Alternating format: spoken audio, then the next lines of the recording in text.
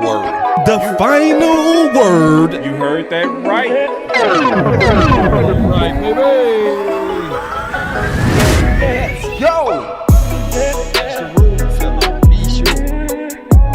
We have in the building himself, Mr. Bryan Broadus. The final word. I put a T in your name, but don't mind me. How you feeling? I'm from Mississippi, so you already know how to go. I'm gonna mess up some names around this month. I think I put a big T in Mr. Broadus' name. Put a big T there? Oh, a bigger Broadus. How often do you get that? How often do you get hey, that? Final word. I get a lot of pronunciations. You guys don't know that my man. I guess you probably do. My uncle Snoop, last name Broadus. Okay. Calvin Broadus. So Okay. yeah, Oh, yeah. so that's Big my Snoop. My uncle Snoop. Uncle Snoop. All right. final So word. yeah, so we talking about the final word on Dallas Cowboys The final OTAs and Dak's D.N.A. So we go get into all of that and we go, talk good football. We're here to talk football, Sparta. We here to beat Bryan up, man. Let's beat him up, y'all. Let's beat him up. We don't care about old crusties. Come on. The final word. We might not be able to say that. We might not be able to say that. Might be reserved for The friends. final word. Nah, man. The Hey, final word. I need to be beat up. I need to be beat up. The final Man, we ain't gonna do that. We not gonna do that. Oh man, it's good to have you in the building. Good to That's have a you. legend. Appreciate man. being Oh yeah. He's a legend. Appreciate that. Big James, what's going on, brother? Big James and my boy Sound. He gonna The get his final sound back. word. Yeah, so. Let him wait. Law, What up, dog? what's on your mind? Man, just ready for this football, real football to kick in. Hey, I saw your video, man, on the receiver. Oh yeah, We gotta Tyron talk about Johns, that. We definitely gotta talk 4-3-4 about guy, that. Yeah, so one trick pony guy. is he yeah, I didn't really see One a lot straight of line wiggle. speed. I didn't see a lot of wiggle, but he tried to scare you. He tried to scare you with the speed. Yeah. Yeah. Yes, indeed. So we got Bryan here, so we gonna talk about him. We gonna talk about like so much. So let's just kick word. back, man. It's the final word. Let's go. The final word. You a fan favorite, man. Everybody in the chat saying Bryan Broadus. Oh yeah, man. Hey, thank you. Yeah. I know you probably won't be able to see it from your end, but they showing you a lot of love over here, man. Well, thank you. I appreciate that. Seriously, it is an honor to be with you guys. I kind of backdoored you here, kind of had my spies watching your show, but kind of get involved. You guys got some snitchers in your group, by the way. We call them shooters. You got They're some shooters. Twitter snitchers in your group. Come on, Watch man. out. Come on. You got the old crusty CIA guy here working They the tag hear you me? and stuff. Can you hear me, dog? Yeah, we can hear Yeah, you we now, hear big. you I now, knew you man. figured out I had faith in you, brother. Cowboys I intelligence agent. had to figure it out because I've been hearing, Mr. B. I'm gonna call you Mr. Yeah. B today, like Mr. Drummond, Mr. B. There you go. Appreciate that, man. Tuck in the building. What's up, Tuck? Yeah, what's up, man? What up, J Tuck? Chilling, man. Just working. Just got off the show, jump right back in. You know how we do. Hey, man, it's good to see Time for your mind. everybody, man. It's so Final good to word. see the whole Cowboys family together. Let's talk. We got Tupac and Biggie up in this mug, man. Tupac We got and everybody up in here. Come on.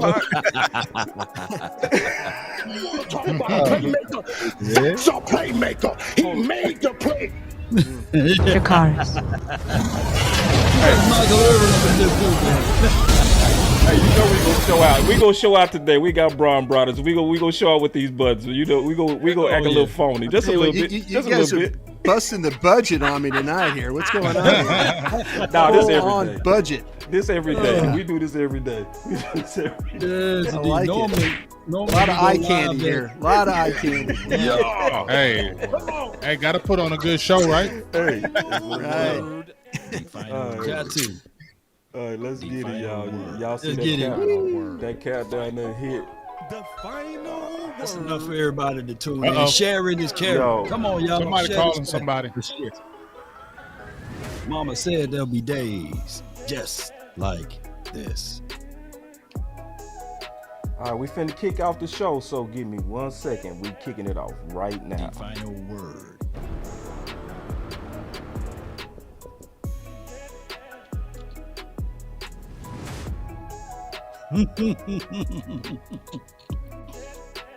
Shout out to you, Peebo. Appreciate you. C. Nick, shout out to you, Sheila. Neil, thank you for jumping in. C. Nick, Swain, and things. Appreciate you. Jamal Lacey, shout out to you, man. Appreciate everybody for jumping in and tuning in and being part of the final word. Come on. Monday style. We doing this one. Without this comfort. one. Monday style. Oh, he got the new one up. Okay, here we go. I just wanna run it up. Count a check or something. I've been really in the field, let up. The deep. I see you. I've been really in the field, let her rush, I let her feel. Lately, I just wanna run it up. Don't need no deals, I make the deal. Have to take it to. Oh, you doing this one. And if it was up to me, if it was up to little old me to make a pick, it would probably go a little something like this. We got to get tucking up. And with the 17th pick of the 2020 Dallas Cowboys NFL Draft, the Dallas Cowboys select CeeDee Lamb. Oh.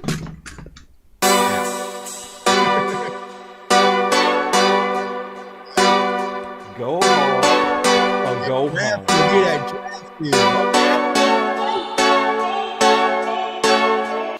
I will move down. The smart thing would be to move down, but the Cowboys historically don't. Boss could be a trade down here with Justin. We got to trade. We got to trade. We got to trade. I said this is the place to move. We were just sitting here talking Justin Fields. I said it loud and clear. This is the place to move down. Go hard, or go home. Go home. Go hard, or go home.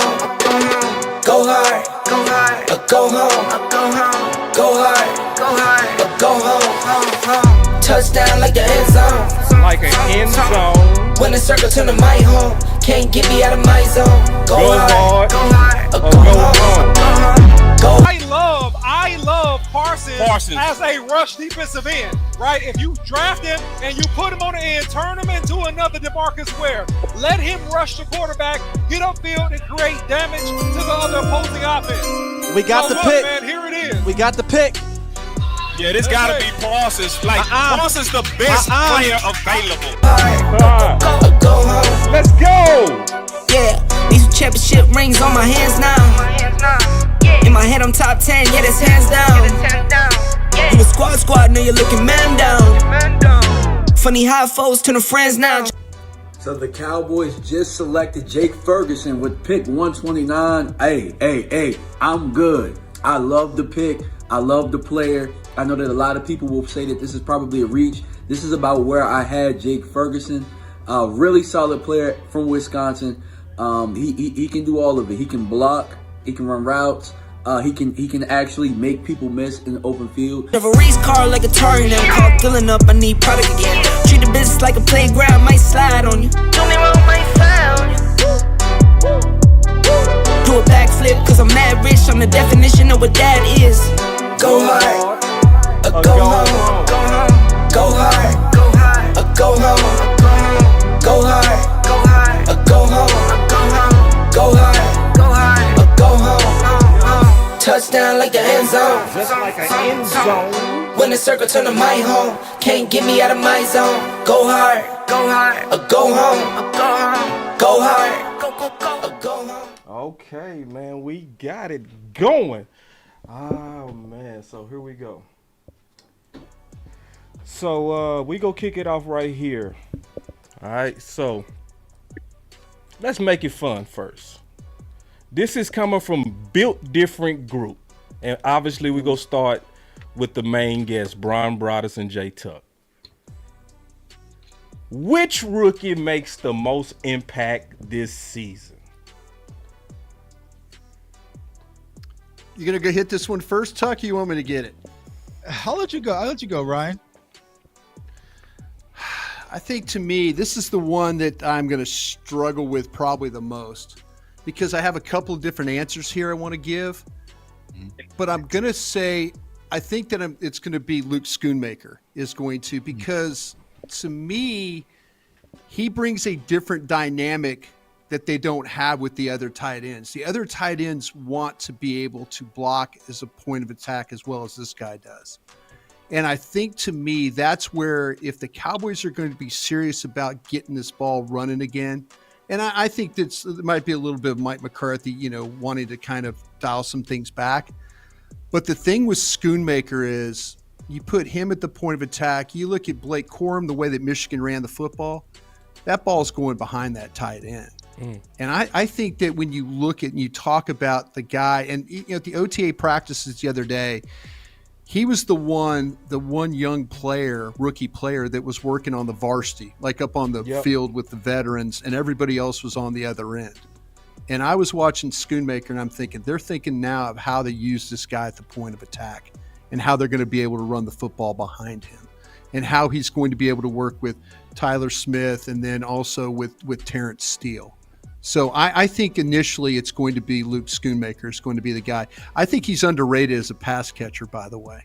I really, really do. I think Michigan's offense doesn't really show how skillful this guy is catching the football. So I think Dallas, I trust what Linda Wells, the tight ends coach, is going to do with him. And I love his size. You watch him on the field. Like when I saw him personally the other day, he's got ideal size for the position. So that would be the guy I think is going to make the rookie. It's going to make the biggest impact. Tuck? Yeah, that's a good point. But I would say if I had to pick one, right, because like Bryan said, there's a few you could pick from. I'm going to go with Mozzie Smith because I feel like the biggest void last year was the Dallas Cowboys with the run defense. So I feel like he's going to be instant improvement from what we had as a rotation alongside with Hankins. So a guy that can play in your interior. And Mozzie even said to himself, right, he didn't pass rush a lot last year at Michigan because that wasn't what he was asked to do. He wanted to do what it took to win. So I just feel like he's going to be able to get to the next level and actually get to the quarterback as well. But most importantly, he is going to help our linebackers stay clean. Most important is guy behind me and Micah Parsons. So if I had to go with a guy out of the rookie class who I think is going to have the biggest impact year one, it's going to be Mozzie Smith I would go for. But I think that Luke, like Bryan said, is going to get his opportunity to really shine and play. Me personally, I just don't think he's fully just going to take the reins from Jake Ferguson. I just don't think Ferguson's going to go out easy. So that's going to be something we're definitely going to talk about in camp. But I feel like with Mozzie, there's a clear plan for him. And I think he's going to have instant impact. So I'm going with Mozzie. Big Mozzie for me. All right. So that's a good one. No, real quick. I mean, it's a really good one. I know talking to some people in the organization, the guy that they really like at the tight ends of all the three is Hendershot. When you talk to them, like, no, Bryan, watch Hendershot. And I love Ferguson. I think the Schoonmaker pick, what we just talked about, but they will tell you to a man that they feel like that Hendershot might be the guy, the best of the three that they have. No doubt. And then if you look at Hendershot, before coming out of the draft and before the off the field situation with DV, he probably would have been drafted before Jake Ferguson. His average yards per catch was a whole lot higher. And I think he got a little bit more wiggle than Jake Ferguson. So yeah, I can see the front office looking at Peyton Hendershot and those like. So yeah, you're right with that, Bryan. Hey, I want to also then ask you, Law, who is your guys?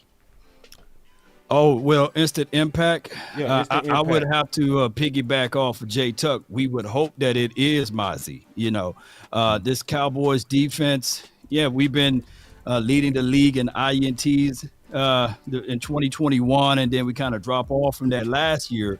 But you would want your interior to be improving. So if Mozzie can be that guy, and it goes all the way back, Bryan can recall to this, to the 2010 Green Bay. They had big Raji and Cullen Jenkins, those big boys down inside. So if we can replicate that with big Hankins and kick Mozzie to the 3-tech role, that can work wonders for the outside guys like your D-Laws of the world, or even like Parsons. So yeah, we would all hope that it is Mozzie. So I'm hoping that Mozzie will be the bigger impact for this draft class. Big. And don't say defense. Don't be. Everybody, we going with Mozzie. Y'all overshown. He's gonna overshown at us. Get ready here. No, overshown, baby. Here's the thing. I already told y'all about overshown, and I don't know that Our plan corner for from him Southern because Miss. There's so many. Look, there's so many other guys that's going on with them. So you feel me? We can't just jump out there and say overshown. You a Texas guy, though, but here's the thing. You got to say Mozzie right now just because of the other guys are more, to me, developmental. You got to look at the draft, how they go. I feel like the other guys are developmental. There's not a lot of spots right now, roster spots that are open, in my opinion. So if you see there's not a lot of roster spots, those first 2 spots, those are spots that they targeted because they want those guys to play early. That's why you can say Luke, and that's why you can say Mozzie. I'm saying it because y'all know I love defense. And just like Tuck said, I feel like there's a clear plan for him. And plus, the biggest thing I like about Mozzie, and we all talked about this, Jonathan Hankins played with about 20 snaps a game. You got Bohannon around that 18 to 20 snaps. Mozzie played a lot of snaps when he was in college, and I think that's the biggest thing that they can use him for. He's not a guy that you got to sit there and rest him. You can play him a lot of snaps, so I think that can help the rotation. So I feel like that's why there's more of a clear plan. Do I think he's going to have some dominant type season? No, but I feel like he's going to come in and be really effective and help that defense to what it needs. I know when you speak, I do listen.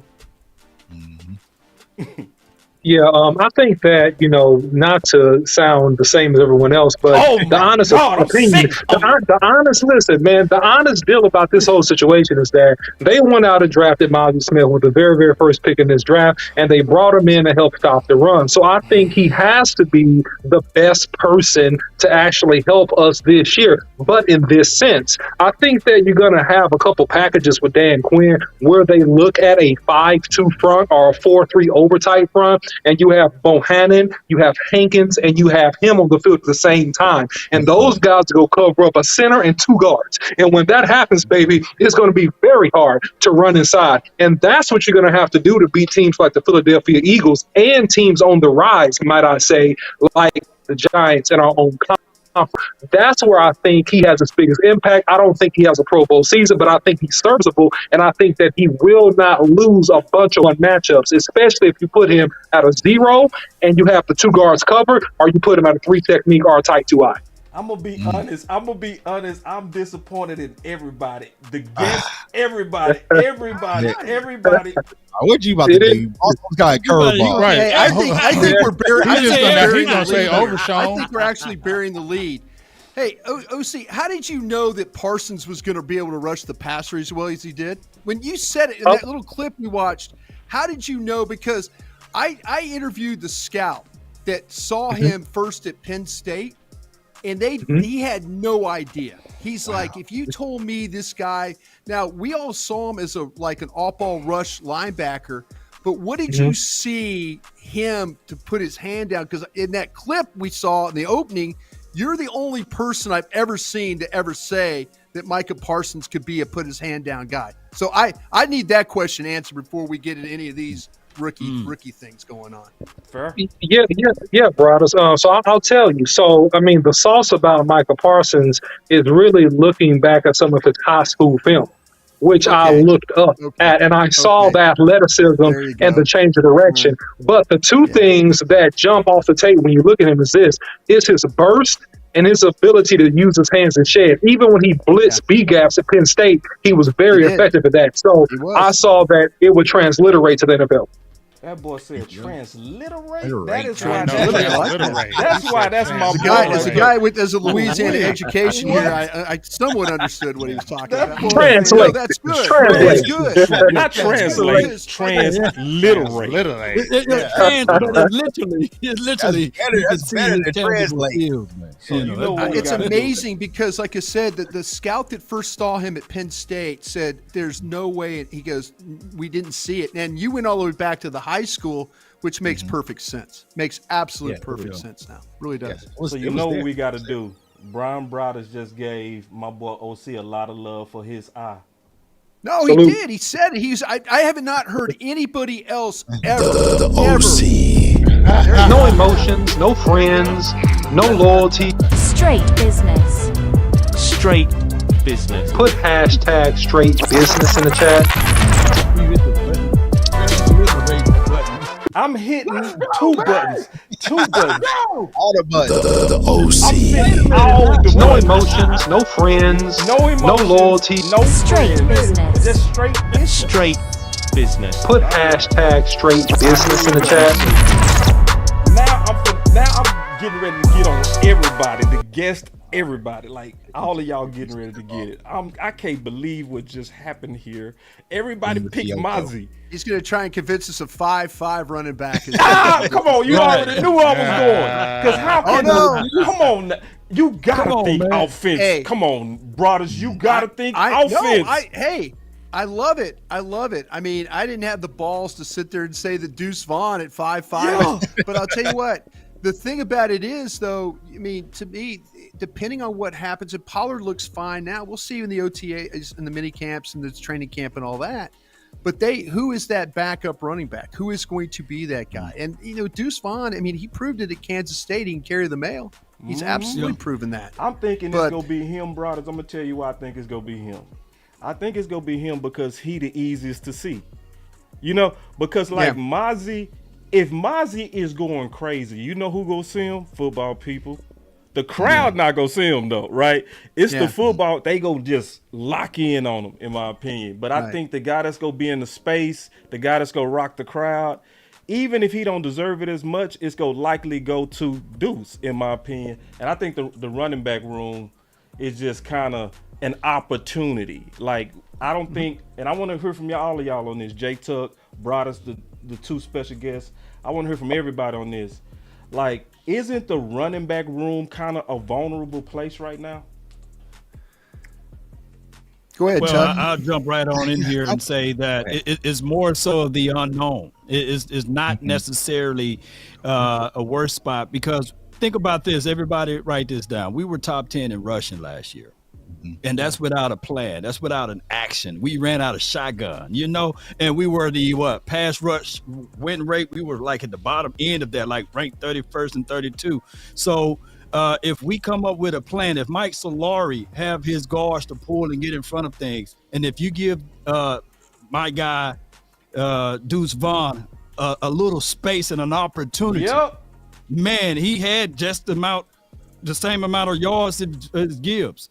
Jahmyr Gibbs, Bijan Robinson. So he's right there in the wheelhouse with those boys. So he would not forget how to run. So now all we need is to give that man space. And then we talking about Tony Pollard. He's already out there, and I can't wait for Brian Broaddus to give us some details of what's really going on with Tony Pollard. And we still have Rojo and everybody else. So this running back core and group may just be even better if we come up with a plan and a strategy and a scheme. Anybody else got any thoughts on this one?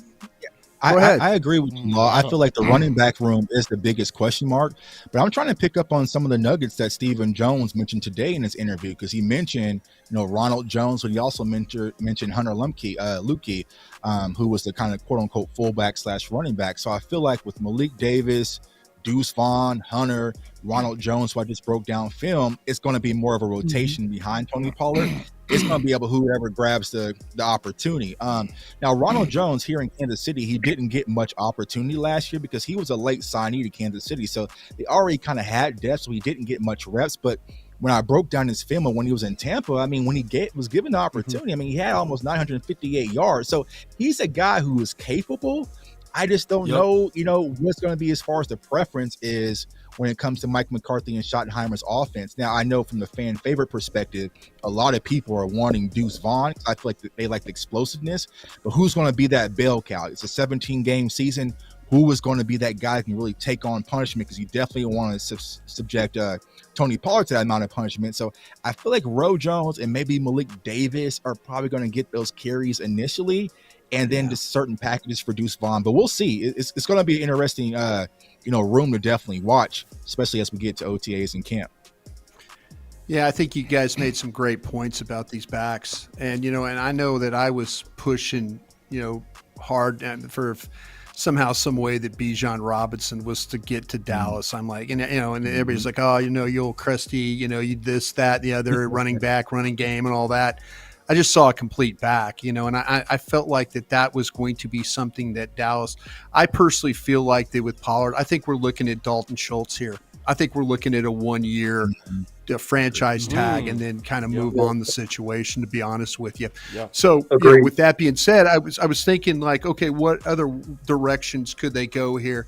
The opportunities, or it was a deep draft with these running backs. And so I was thinking like, okay, maybe they'll grab one here in the third, maybe they'll grab one here in the fourth. And they just didn't. They just kept pushing it down. And Vaughn is a very popular player, and you can watch him play.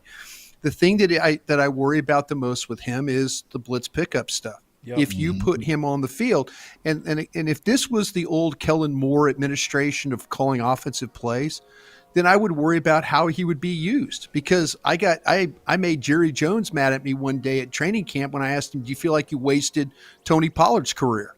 And he goes, well, I wouldn't say we wasted it. And I said, but you haven't played him, sir. You haven't figured it out. And they finally figured it out. They finally started putting him on the field. So under Kellen Moore, maybe no back thrives, in this situation. But my hope is that Brian Schottenheimer, Mike McCarthy, they kind of figure out, because the one thing, now let me ask you guys this, and I know you guys will give me an honest answer about it. Do you feel like do you worry about the top end speed or the long speed for Deuce Vaughn when you watch him play? I mean, like his ability to finish runs, and I don't mean runs with power. I mean runs like he gets fetched, and that's, I think the initial quickness, the burst and things like that are really good, but I worry about him, like, and if you're talking about long breakaway runs. Well, let me say this. We see this let me jump in real quick. Go ahead. Real quick, Law, and then I'll kick right back to you. So here's the thing about Deuce Vaughn. He is quicker than he is fast. I think that there is a hole in this running back. The Wi-Fi wants to get you, man. Come back. We good. Yeah. Okay, gotcha. you good. Go, Law. Oh, well, what I was going to say here is top end speed. We didn't see that a lot, and I'm not finna, don't shank me with the butter knife, y'all. We didn't see that a lot with Emmett. He ate what he could and he got out of bounds. And that's what I want to see with Deuce Vaughn. Eat what you can and then get out of bounds. It will be a minute where it's going to be hard for them to find out where you at. Get what you can and get out of bounds. He would not. I seen him in college get caught from behind, so he don't have that top end speed as relates to breakaway. Tony Pollard got that. It's hard to see Tony Pollard get caught from behind. He just got that next level. Yeah. So we're not going to have the best of it all. But let me kick one back at you, Brian Broadus. Who's the blocking running back for the Eagles or the Kansas City Chiefs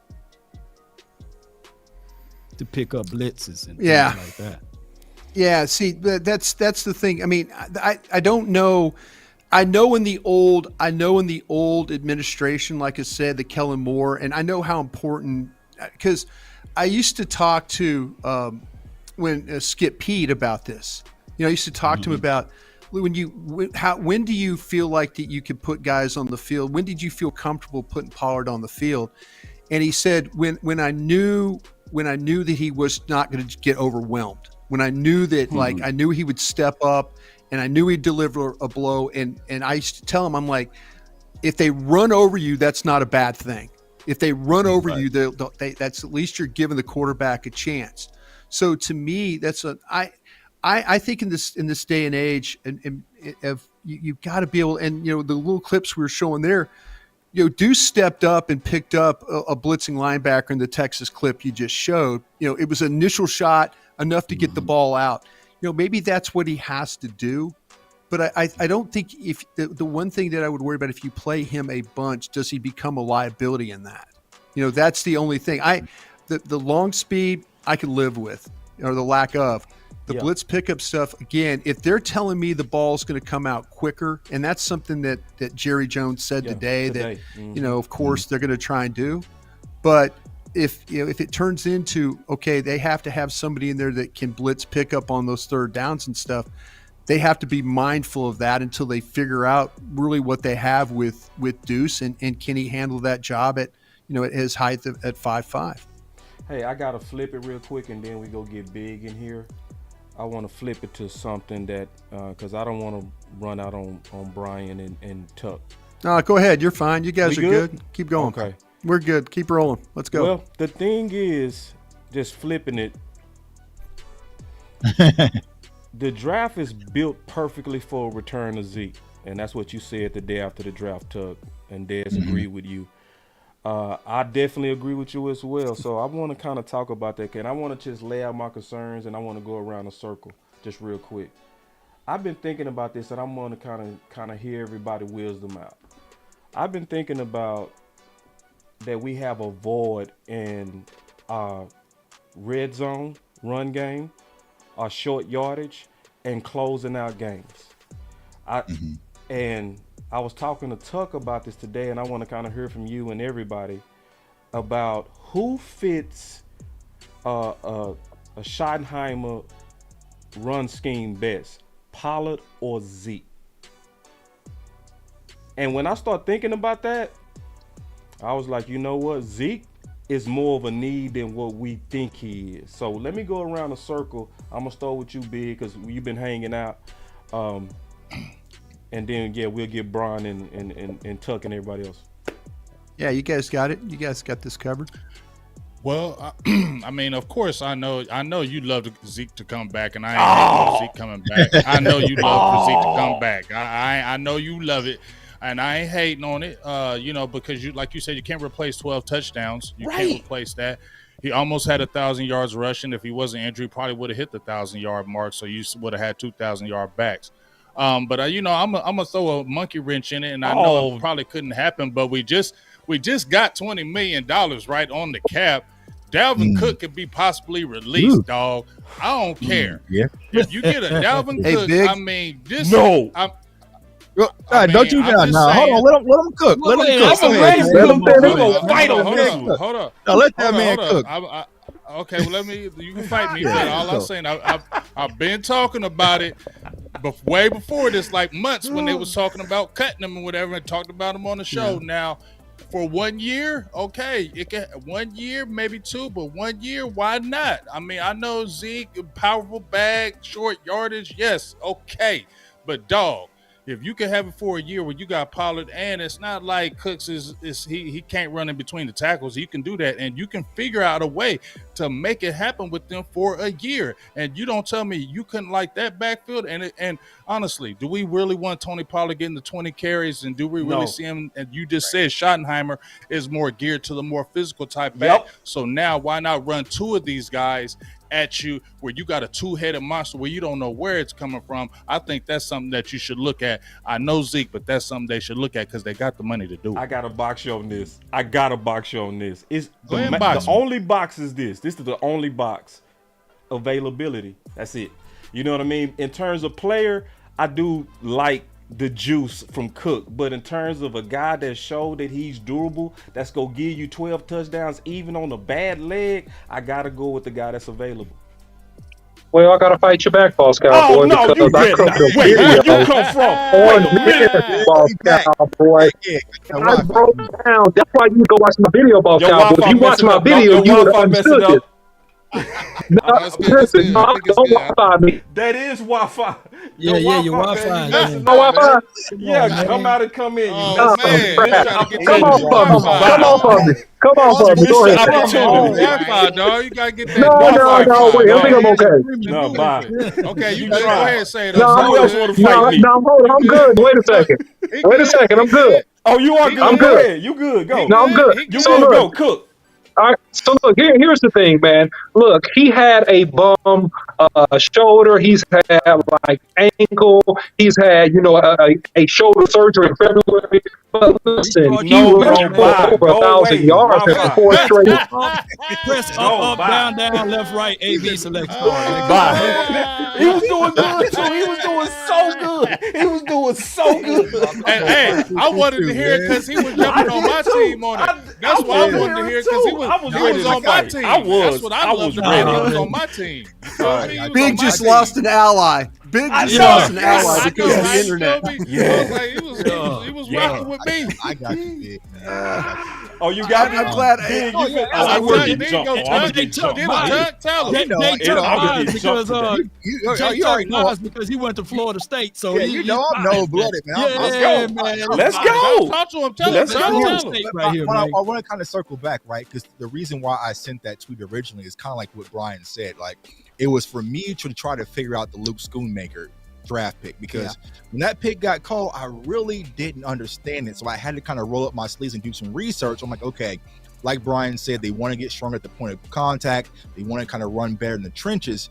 And then once they kind of added on Hunter Luke, and then I did the research in regards to Brian Schottenheimer's philosophy of being more of a power guy, I was just like, that's Zeke. You know what I'm saying? So me, it's just thinking that Zeke would be the perfect fit because, one, he's already accustomed to everything in Dallas, so it wouldn't be much of a learning curve. And then two, you pretty much solve the huge issue that Boss Cowboy and also I have as well, is who's going to be your pass pro guy. So like Bryan just said, we're trying to get the ball out quicker, but we always know it's not going to be the case. There's going to be some 7-step drops. There's going to be some situations, and we saw Tony Pollard get smoked. Malik Davis is still very green. Deuce Vaughn with his 5'5" stature, can he really hold up? So then it really comes down to maybe Ronald Jones. And when I broke down the film on him the other day from Pass Pro, it really isn't there. So that is one of my huge concerns, especially if you're going to do a lot of shifting with the offensive line. You at least have to have a second layer of protection for Dak Prescott. So for me personally, I would like to have Ezekiel Elliott back, but if not, I'm all for getting Dalvin Cook. If I had to pick between the two, though, y'all put me in a really bad situation. You know what I'm saying? But I don't. Go ahead and say you're going to take Cook. 4.5 yards. 4.5 yards a game. 4.5 yards. Let me say this on a marketing aspect. Don't nobody sell more jerseys than the Cowboys, right? Think about this. The Ohio State, it got a big old O in it, right? Think about Ezekiel Elliott with the number 0 back in the silver and blue with the star on the side of the helmet. He'll make Jerry Jones. Hey, Law, if they sign Dalvin Cook, they're going to have all kind of jerseys. You going to tell me everybody in Dallas land ain't going to be doing flips if they sign Dalvin Cooks? Yeah, they are. I'm really on my emotions. And Big, real quick. Look, here's the thing. Dalvin Cook. Every time you switch, I think it does it. Go back to the big. Go back to the other screen, boss. No, it's not me. It's you. I think it'll hold better. No, go back to the other screen. Go back to the other screen. Go back to the other screen. It didn't make any difference. No, go right there. Okay, let's see. Go. Okay, so look, here's the thing. Dalvin Cook rushed for 4,000 yards in 4 straight seasons. Boss, go back to the big screen. Go back to the screen showing everybody. Go back to the screen that shows everybody. You think more pictures is going to work. Okay, go. Yeah, I think that's better. Does that work? No. Oh, my gosh, man. I don't know, man. The Lord did it. Okay, fine. Hey, this is horrible. It's okay. This is the horrible. Lord didn't want you today. The Lord didn't want you. But you got some praise. You got some praise earlier. Hey, man, so man, 4 straight 1,000-yard season. You scouted up Parsons. You deserve all the credit. Yeah, so you got some Whatever credit. happens from here on, you got my vote. 1,000-yard seasons, boss. Oh my God! If they don't tell you to go pay for some Wi-Fi, I don't know what's gonna do it, brother. Hey, man! Don't start that bull crap, man. I paid for so much stuff out here to where I live, man. I paid for so much stuff out here. Please don't start that. Oh, you gonna just don't start that. Me? Don't even start. Don't start that crap. Don't start that talking about paying for Wi-Fi. Don't say nothing about paying for Wi-Fi or anything. I paid for so much stuff, man. Please, man, get out of here. It's working. Oh, it's working. Oh, it's working.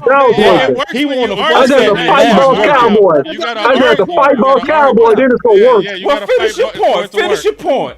Hurry up. Man, look, man. Dalvin Cook rushed for over 1,000 yards in 4 consecutive seasons, even though he was injured. He was injured all of this year, and he didn't miss a game, and he rushed for over 1,100 yards. So I'm saying, yes, he has missed 24 games in his career, but overall, throughout, his career minus the ACL year, he's been pretty consistent being in the game. Now, you have the issue of Ezekiel Elliott that spoils you, right? Because he misses like 1, maybe 2 games in 7 years. But most backs are going to miss a game or 2 because they're nicked up over the course of a season.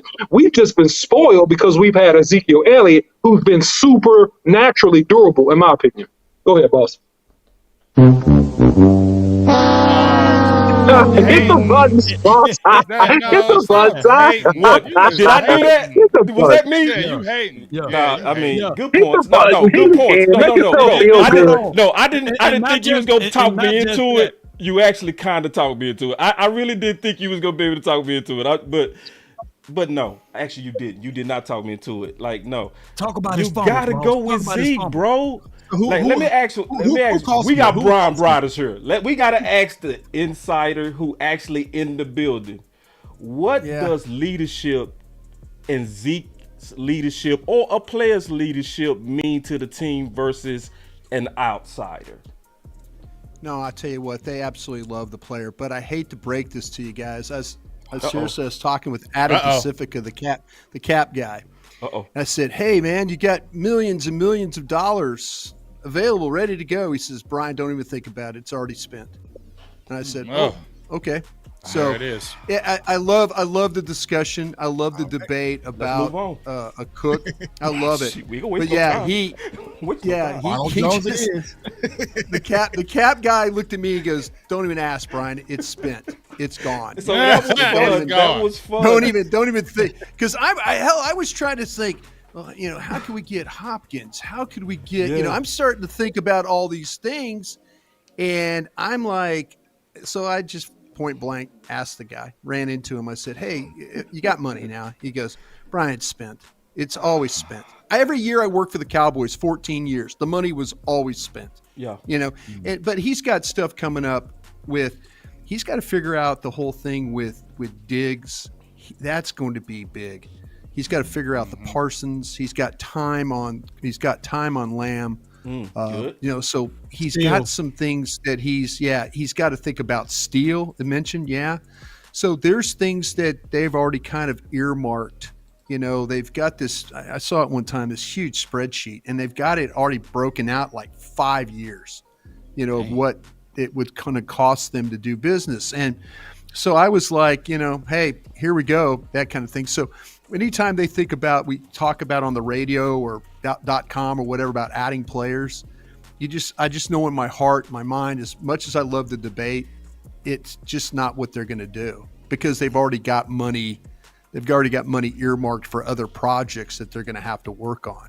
So that's how I look at that. But I think Cooks would be to me, let me just give you the thing that disappoints me right now about the running back situation is they've got a guy that's capable of being everything that we want him to do, and that's Malik Davis.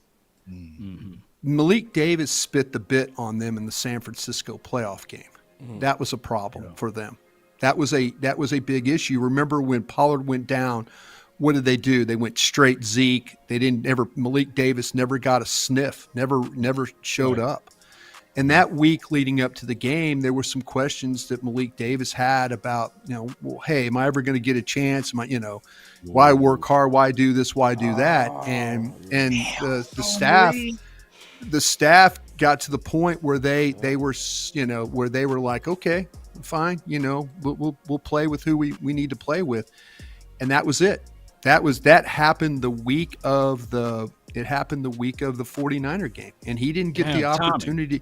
And he is the one guy that when you watch him play, he's got the power, he's got the finish, he's got the ability, the wiggle, and the elusiveness to his game that you're like, and we were screaming. I know Zach Wolchuk and I were doing the post game, and we were like, why did Malik Davis? And then once I dug in, it was like there was a lot of questions about that going into that game, and that's why he didn't get the sniff. So maybe things have changed. Skip Pete moves on. You got a new running back coach, new offensive coordinator. Some things have changed. Maybe Malik Davis, all of a sudden, that was the wake-up call that all of a sudden we're looking at it now and like, we don't need to worry about the back situation because Malik Davis his mind has changed. He's focused. He's ready to play, and here we go. Wow. Who's the new running back coach, by the way?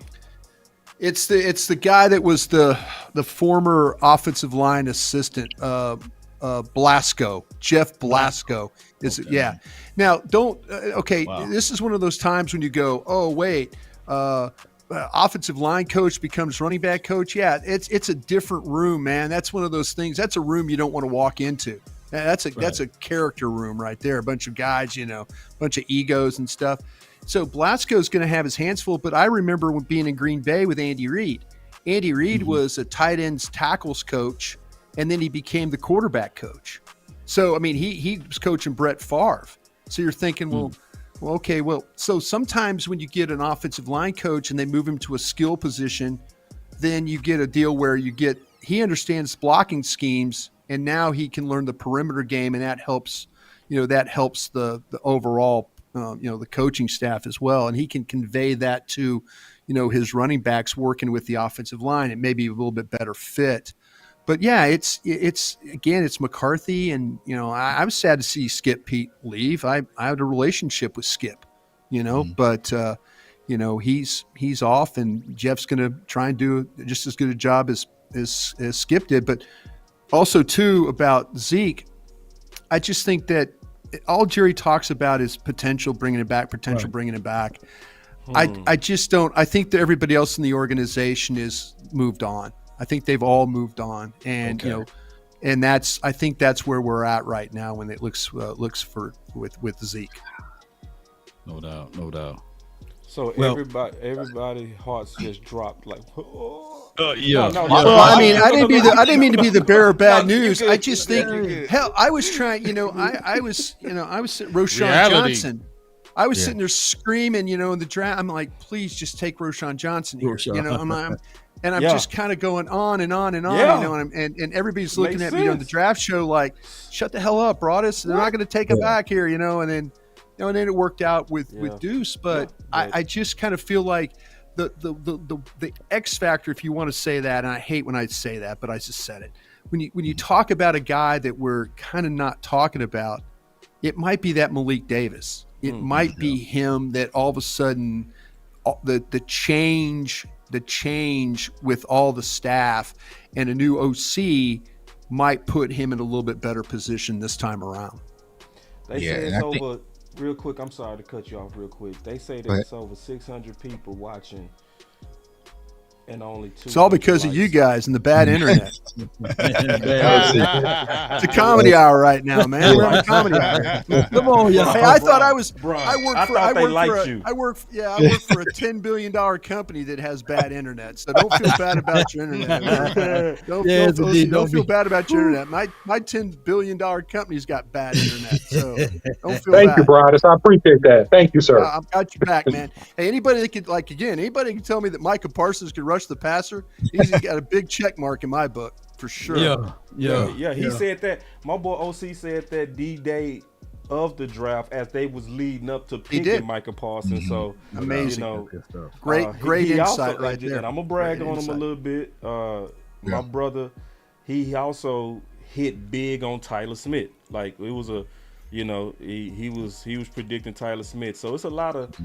I love the skill. A lot of good you guys are doing. A lot of good you're doing in the world. Bryan, all we need from you then is just a couple of recommendations, and then all you can do, or just open up the draft show to us, and we got you. You can retire. I'm trying to get. Hey, if you guys want to take that thing over, man, go at it. It's a lot of work, a lot of fun. We trying to come underneath your wing. We gonna be like, hey, man, you guys are doing fine. You don't need me. We do you guys out on the lake. We got 600 people watching because you just said you tweeted. I want to talk to Boss and Jay Tuck, and 600 people have showed up. That's how powerful. No, I'm just playing. I appreciate. I will say though, it does hurt though, knowing that Malik Davis didn't get carries in the playoffs because of some in-house friction. Because sitting out there at the game in San Francisco when Tony Pollard went down, that's crazy. First, I felt sick. That's the story. But I was like, all right, that's the story. Let's go, Malik. And it's just like, all right, let's go, Malik. Like, and see, you wonder sometimes what happens to these players, and then you learn after the fact, and you go, really? And they're like, yeah, it wasn't. There was some questions on both sides, and that's the kid didn't get the chance to play. It's a shame. It really is. Like basically pouting. You're pouting. You showing. Yeah, had a level of it. But like happens. I say, a totally new coordinator, new running back coach, new line coach. You never know. Maybe Brian, let me ask you something real quick. Yeah. Because you speaking on something, didn't that happen to Tristan Hill? Oh yeah, Tristan. That was. I'll tell you what, Rod Marinelli, and his wife will probably call me up. She'll probably watch this show and call me up and rip me for saying this. She's done that before. I'm sorry, Mrs. Marinelli. I really, your husband. No, her husband's a wonderful human being. She did. She called me up after a show one time on 105.3 The Fan. She goes, Brian, and I'm like, yes. Mrs. Marinelli. I'm like, hello, yes. Well, but anyway. But say, I was talking about something, but Rod. I mean, it was amazing. Rod, he did all the legwork on Tristan Hill. He did all the legwork on him. Yeah. And he thought he was this.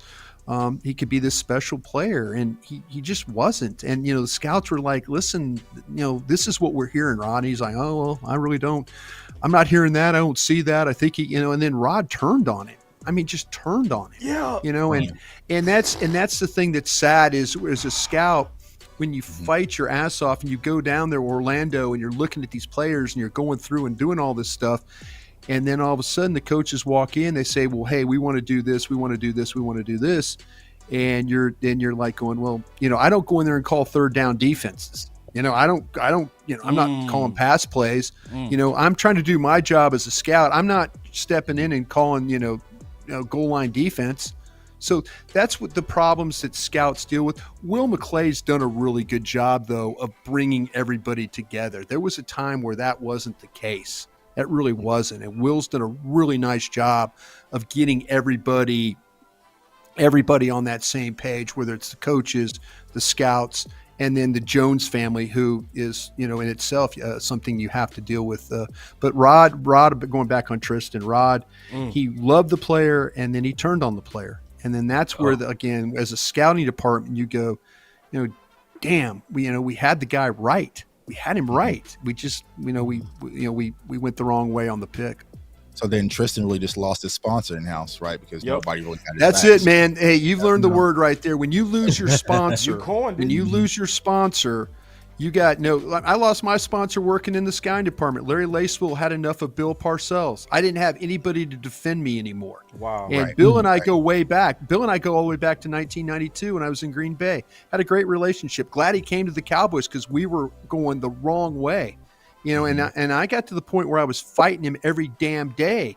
But I also, the Joneses, Larry protected me to the Joneses. And Bill, once Larry left, once Larry quit, then I was the next one out the door. Now that's not Bill can do whatever he wants, but you lose your sponsor, you got no chance in a building. You really, really don't. Wow. Woo. Right. So basically, life is chance and who you know. Yeah. But that's like I said, I did a talk. I didn't mean to be like taking over the show or anything, but I did a talk with a media group, these kids at college here in Dallas. I did a talk, and they're saying, it's a media group, and they're like, oh, well, hey, Brian Broadus, DallasCowboys.com, and they're, and saying all these things. And the first thing I said is, guys, there's not one thing I studied in school that got me my job. Not one. I'm sorry, I don't mean to. And then the professor looked at me like, "Oh, that's great, Brian. You're supposed to tell these kids that." I'm telling, but I tell the stories about me being a scout, and then losing opportunity, and then one door closes, another one opens. But that's how it happens. You go from these, you go from getting let go to like, hey, would you like to talk about this stuff? Yeah, but there's sometimes there's none of this stuff that they're studying in school ever gets you a job. It's just sometimes it's right place, right time. People trust you. They trust you can do the job. Hey, I have a really quick question. Since I got you, Broadus. Avante Collins. Speaking of being politicked, Collins seems like he played really well this last preseason. and he didn't really get much run. What's the word and the thought from what you know about him? Because I thought he was a guy that actually they thought about in Minnesota as a guy that potentially could start, right? He went and played a year for Pittsburgh. He came here. He played pretty well as far as the tape I saw, especially versus Denver in the preseason, and he never got any run when we had injuries. What's up with that? Yeah, I didn't really have a real story about him or anything where anybody was telling me that, this guy, we're missing on this guy, or this guy has I mean, there's a lot of times when you do this, and the more you guys do this, you'll build your sources and stuff like that. The more people you talk to that like, hey, why did this happen? Or why did that happen? Mm-hmm. But they never really ever said anything negative about the player. So, I mean, it was one of those things like, okay, maybe that's, they make decisions and stuff like that. We all know that, but sometimes these players cut themselves. Yeah. Sometimes they just cut themselves. In that case, I really wasn't kind of thinking about, when you ask, it's like, well, it wasn't anything, and it wasn't anything terminal or anything like that. Just didn't have the fit there. Yeah. Well, all right. Brian, since we asking all of these good questions, so what was the storyline on Jabril Cox? Why did he get a playing time? What was going on with? Okay, quick, I want to be courteous too. He has 2 minutes. He got No, I'm good, man. Let's keep rolling. I'm fine. This might be the last show I ever do. I'm on the table tomorrow for a heart procedure. We'll see. This might be the last one I ever do. Yeah. I want to go out on a bang. But no, the thing about it is the thing. I just think that to me that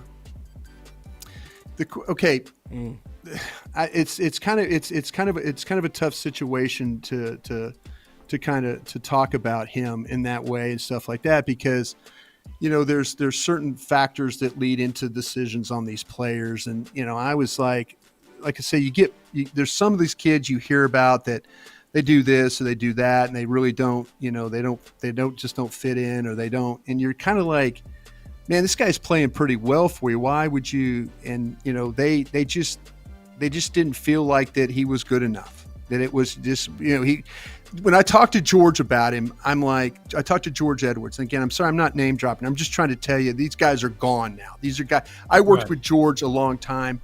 And, I knew Jabril from LSU and all that. I knew his story, so I was so happy that he got a chance to go. And George was telling me, he goes, listen, Brian, every time it's like one step forward, 2 steps back, and you put him out there, he's known for being able to cover. He's been able to know that, he can play. He, is okay playing the run. He tackles well enough.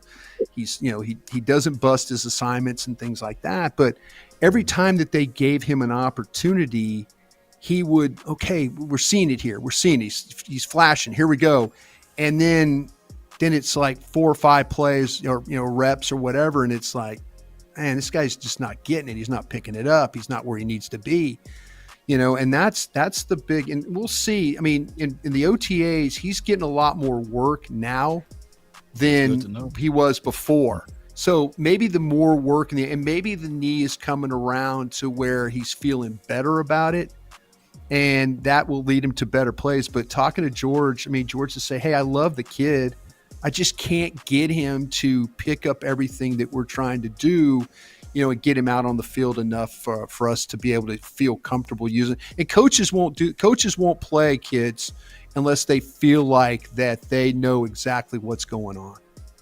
Good point. Big. Yeah. Well, no, I was just saying because he said he Well, I had been talked about that with Jabril Cox. I had one of my guys on my show. His name is Mike White, and we had been talking about Jabril Cox, and that was the thing, that why was he not getting on the field? And they were saying he was not grasping the language of the defense. He wasn't the concept. It was not. It wasn't processed. He wasn't processing the information fast enough, and they didn't feel comfortable. But I also feel like you just mentioned, Brian, that knee. The first time I saw him in camp, I saw him still favoring that knee, and I just felt like he still didn't have the confidence in that knee, and to compound him not catching on with the language and the verbiage, and then you still kind of favoring that knee, because I saw it in camp. They probably were just like, we don't have the confidence to put you out there because this speed of the game is going to be just too fast, and we can't have blown assignments. So that's why he's probably like the way he is. But hopefully it comes in. But like you said, you got DeMar Overshown, you got Devin Harper. All those guys are trying to really prove themselves. So the clock is ticking on him. No, there's no question. You're absolutely right. And your source, or the gentleman you talked to, was exactly right about what was said about Cox, and and they're hopeful. They're hopeful again. There's another position where Scott McCurley, who was the assistant linebacking coach, is now the full-time linebacking coach, and I'm sure that he worked with Jabril Cox a lot. When sometimes the backup guys work with the assistant coaches or the backup coaches, if you want, to the position coach, and so maybe Scott has some way of getting to. I hope he can get to Clark and Cox and get those kids playing like they did at LSU. Real quick, I want to jump in and just kind of ask, what do everybody see as a potential pitfall to a championship with this Dallas Cowboys? Because it's a lot that's coming together. I will start. My first thing that I would say that I see as a potential pitfall that could hurt this team from winning a championship would be, first I would say, politics. I think that's one of the last little humps that we got to get over. But then I would also say the running game. I would also say the running game in terms of red zone. That would be my major thing, the red zone, as well as how do we close our games. But that's it, And when I say politics, I want to be very specific. And I want to kind of talk to you about this too, Bryan. It seems to me, and maybe you can talk me out of this, but it seems to me that there's a philosophy of prioritizing the draft picks over the free agents, right?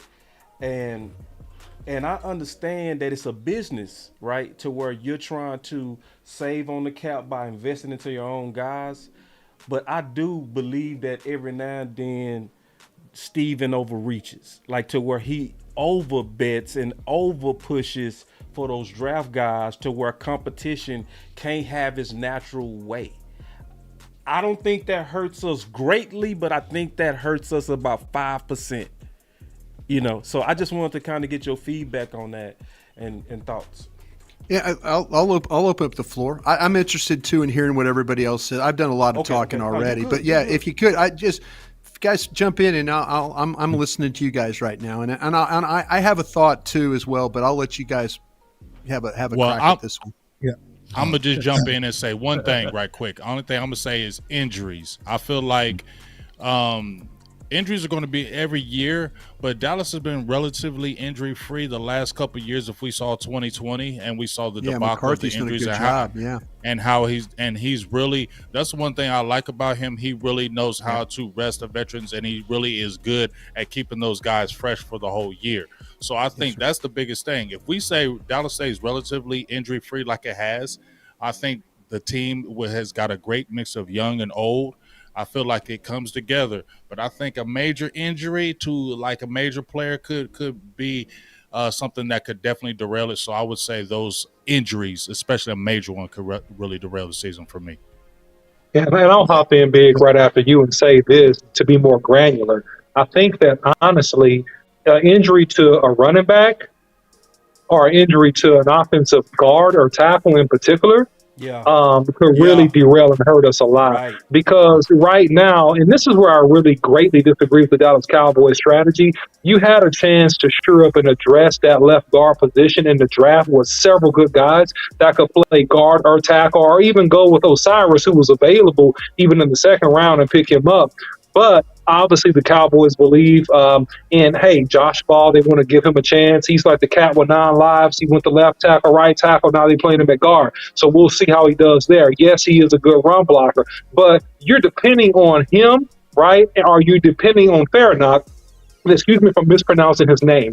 But you're depending on those guys to play Forniak, thank you. You're depending on those guys to play very, very well. And then you have the injury history of Tyron Smith at right tackle, and you don't have Terrence still available to start off the season. So if he goes down early, and then you don't have a Matt Walinsko ready to go, right? Or if one of these left guards get injured, that could be a major problem. And also circling the block about this, the running back thing, I think, is a concern because, look, you know for sure that, or you should know, Tony Pollard is not a bell cow. He's not a guy that's go toe to more than 20 times a game. And then you're really depending on Ronald Jones to have a resurgence and have a great year and be that thumper. Because if he goes down, I mean, look, Malik, I think he's solid. I think he has burst. I'm not sure if he's a thumper, but I think that it hurts you a lot if a guy like Ronald Jones gets hurt and he's not a in between the tackles running back for you. So those would be my two.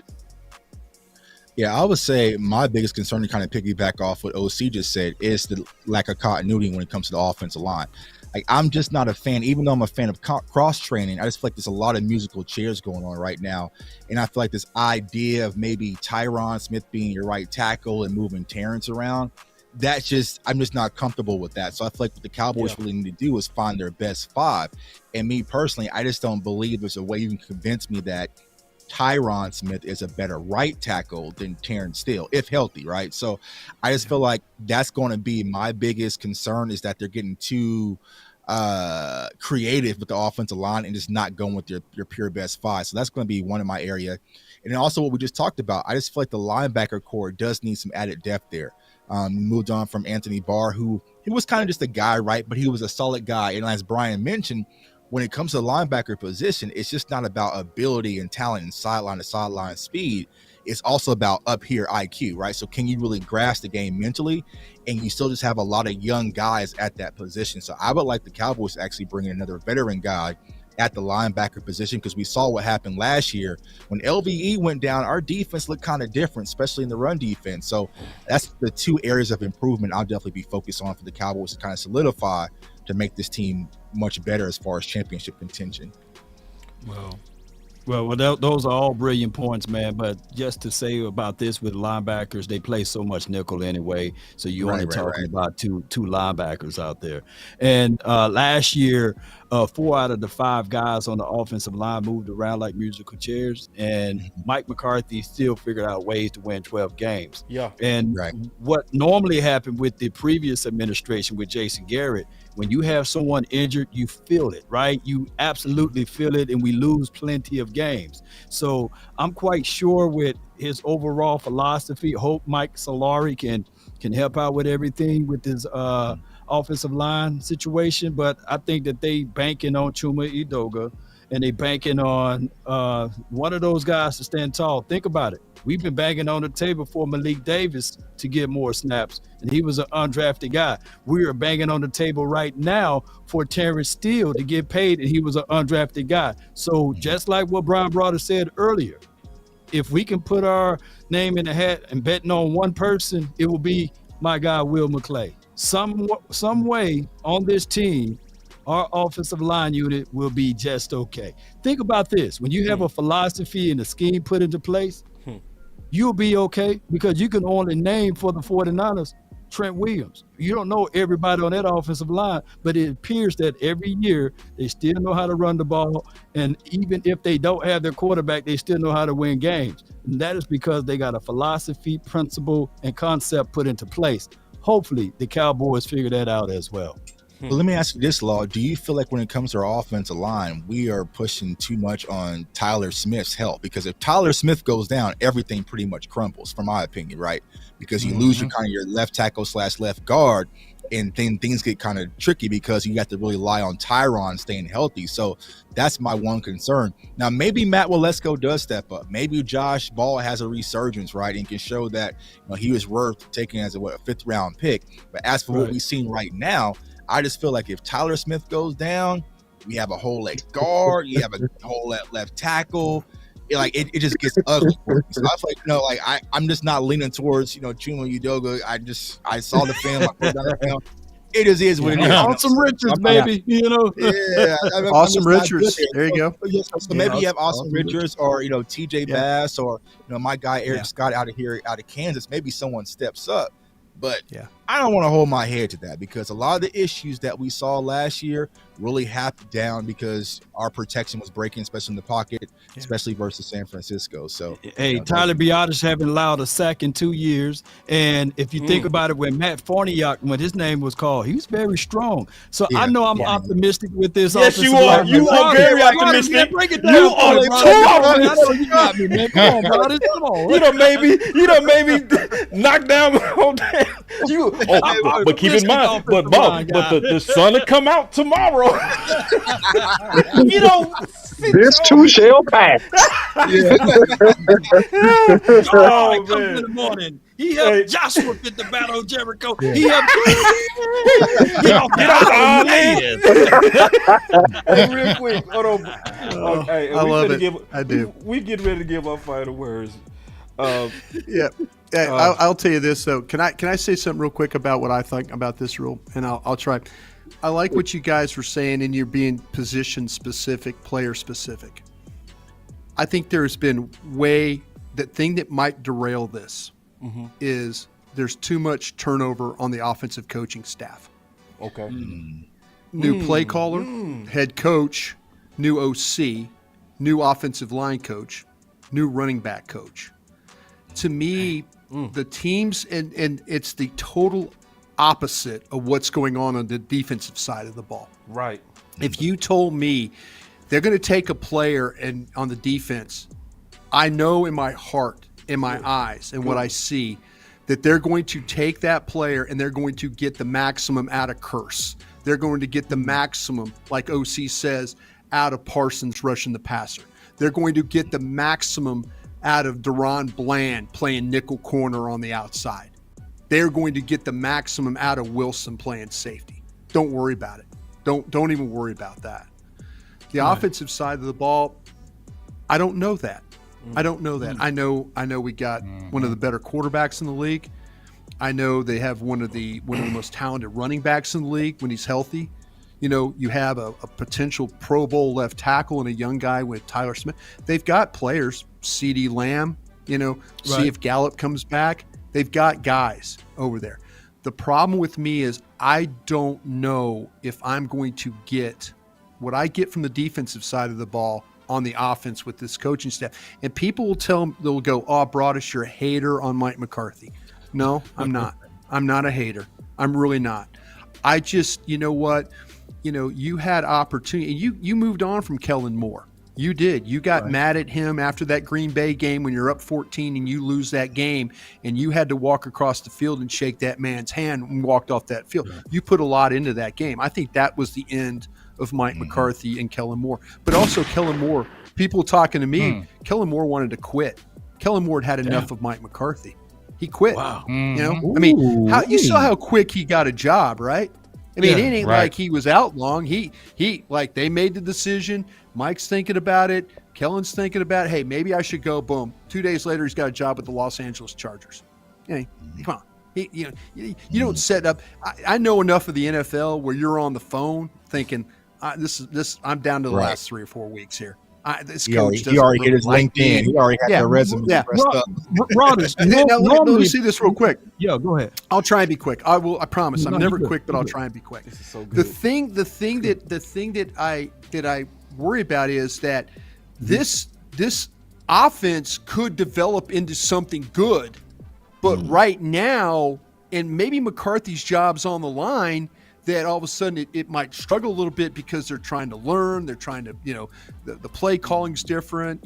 Maybe what you guys are talking about, injuries with offensive line, something happens at wide receiver that kind of derails things.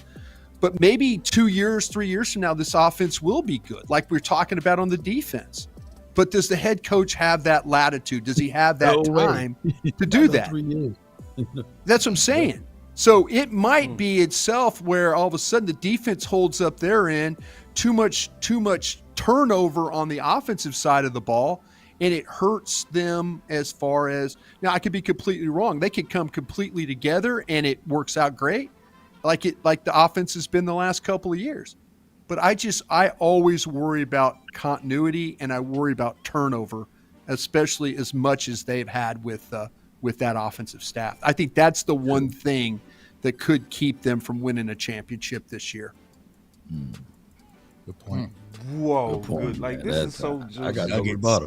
Man, this is so juicy. This is like, listen, I really appreciate you coming today. Nah, you dudes are just being nice. You guys made better points than me. No, seriously. Let me tell you what you did. You gave us a peek. No, you gave us a nice little view of the inside. Thank you. No, but the thing about it is, you guys aren't wrong about the players, man. The coaches know. Like I go in Dallas here. I work on a radio station. We cover the Texas Rangers. Bruce Bochy's the manager of one of the best teams in baseball. It's a lot about the players they're putting on the field every day. You know, they needed a culture change at the Texas Rangers. They got it. They got a new GM. They got a new kid. There you go. There's some positive where coaching makes a difference, and I just think there's so much turnover on that offensive staff. And I trust me, I hope Mike pulls it together. I really do. I don't hate Mike McCarthy. There's things, I've been at 2 organizations where he's been, so I know a lot about the man. Okay, I know a lot about the man. Yeah. But he's won 25 games in 2 years. Right.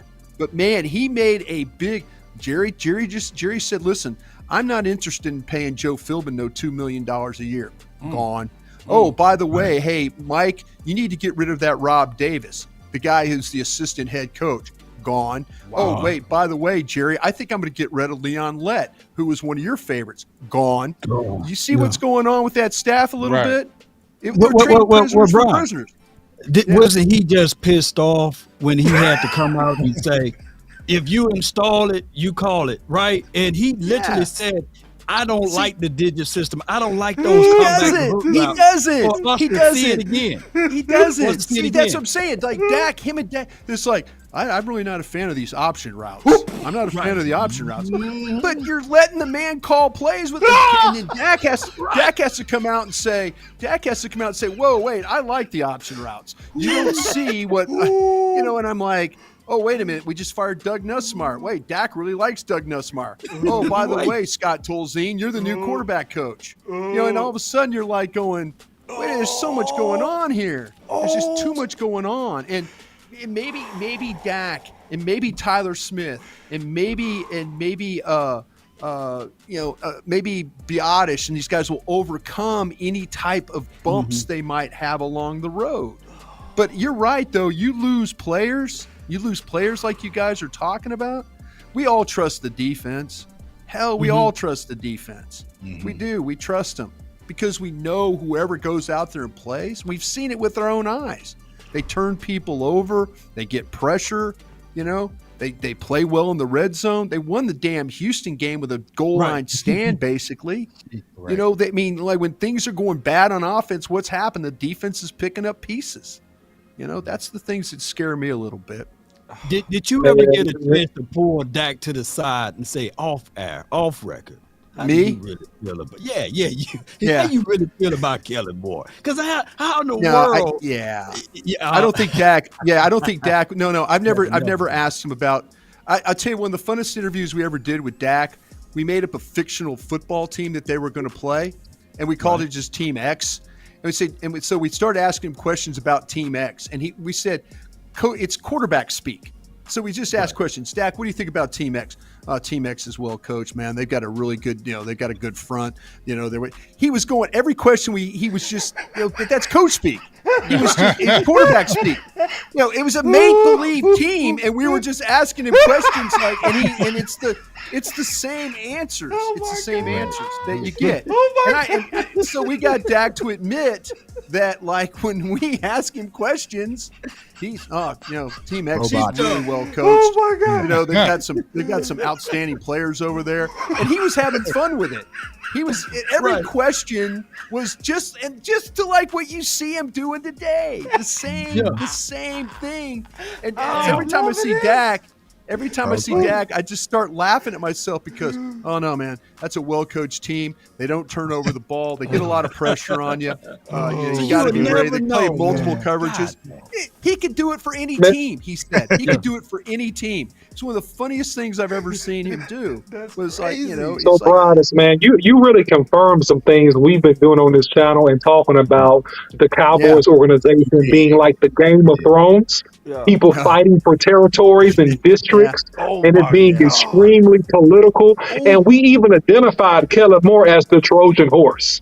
We said he was the front office's Trojan horse against Mike McCarthy if anything went back, because really they groomed him. They wanted to Jason Garrett, this kid, and they wanted him to raise up and end up being the next head coach.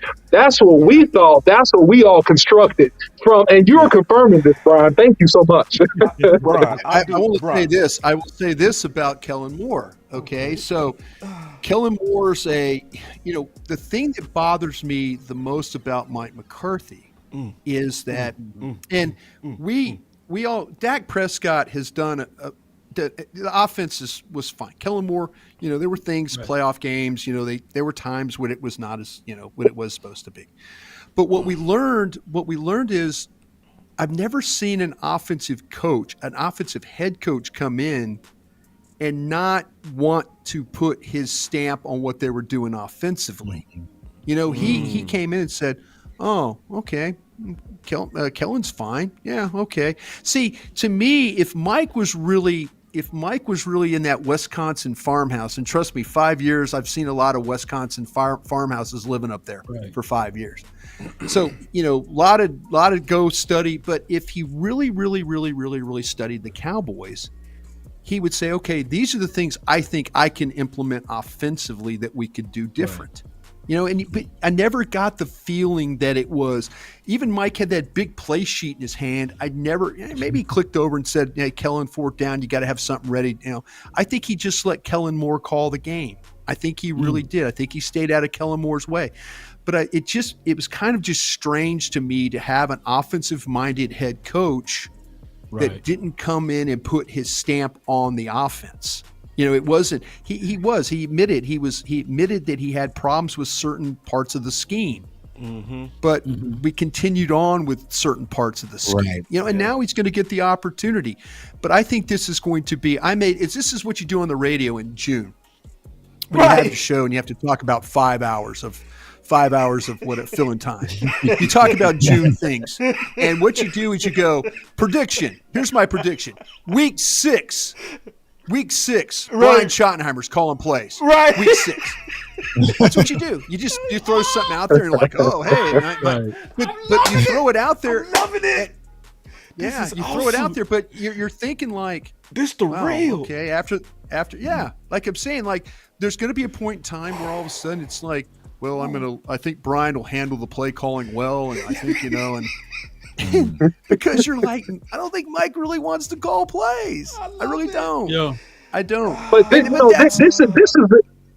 is the inverse of what happened with Kellen Moore, though, in my opinion, because he knew that Kellen Moore was immature. He knew that Kellen Moore didn't do certain things well, so he gave him enough rope to hang himself because he made the deal and he took the big contract knowing that Kellen Moore was the only holdover, right? And so he just gave the kid enough room to hang himself. And then now he brings in his own guy, or has his own guy actually in the background for like a year or two, and then he's going to replay the same thing and put it on the offensive coordinator. That's so strange. That's odd. Game of Thrones. But great insight, though, Bryan. Game of Thrones. Yeah. Well, no, this is the thing, though, too. This is the thing. And what you got to hope is that Bryan Schottenheimer was working with Dan Quinn and those guys studying other offenses, like the opponents.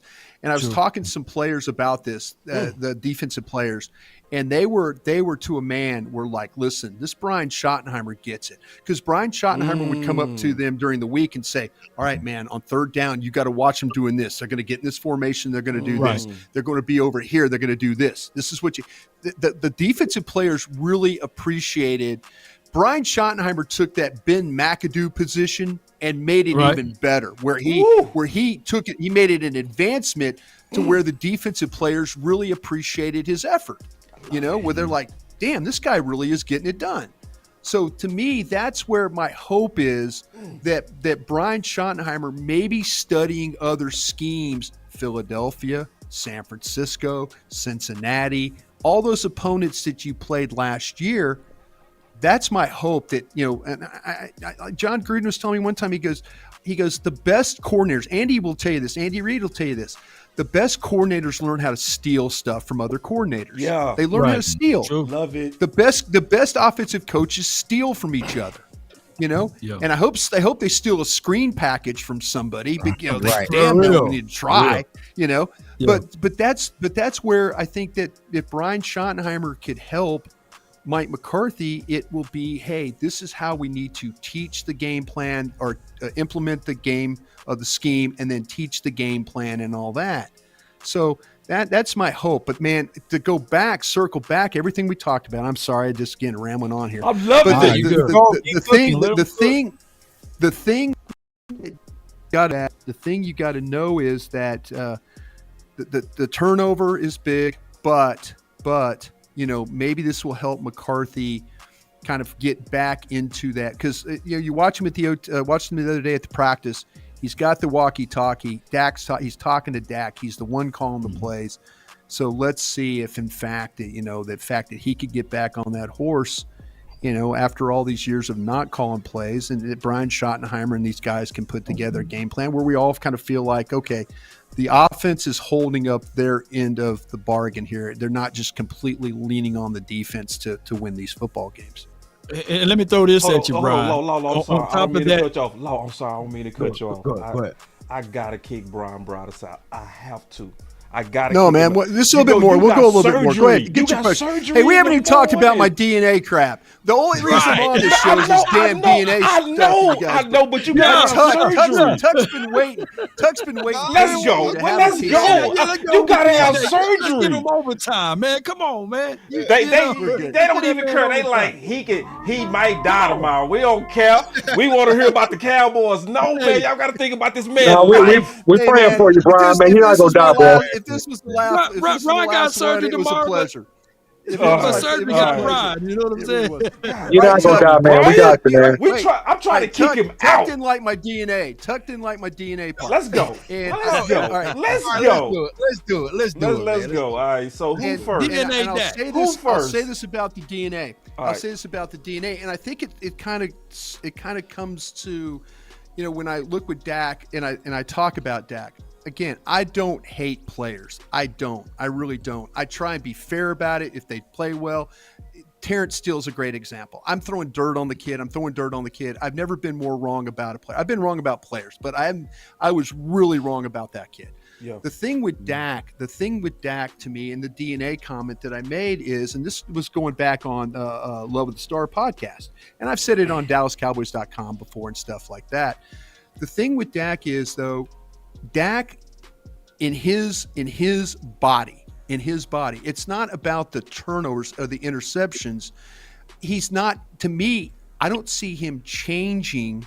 I don't see him changing who he is and I mean this in a way of how he attacks, how he wants to throw the football, how he wants to get the ball down the field, how he wants to try and manipulate defenses that he plays against.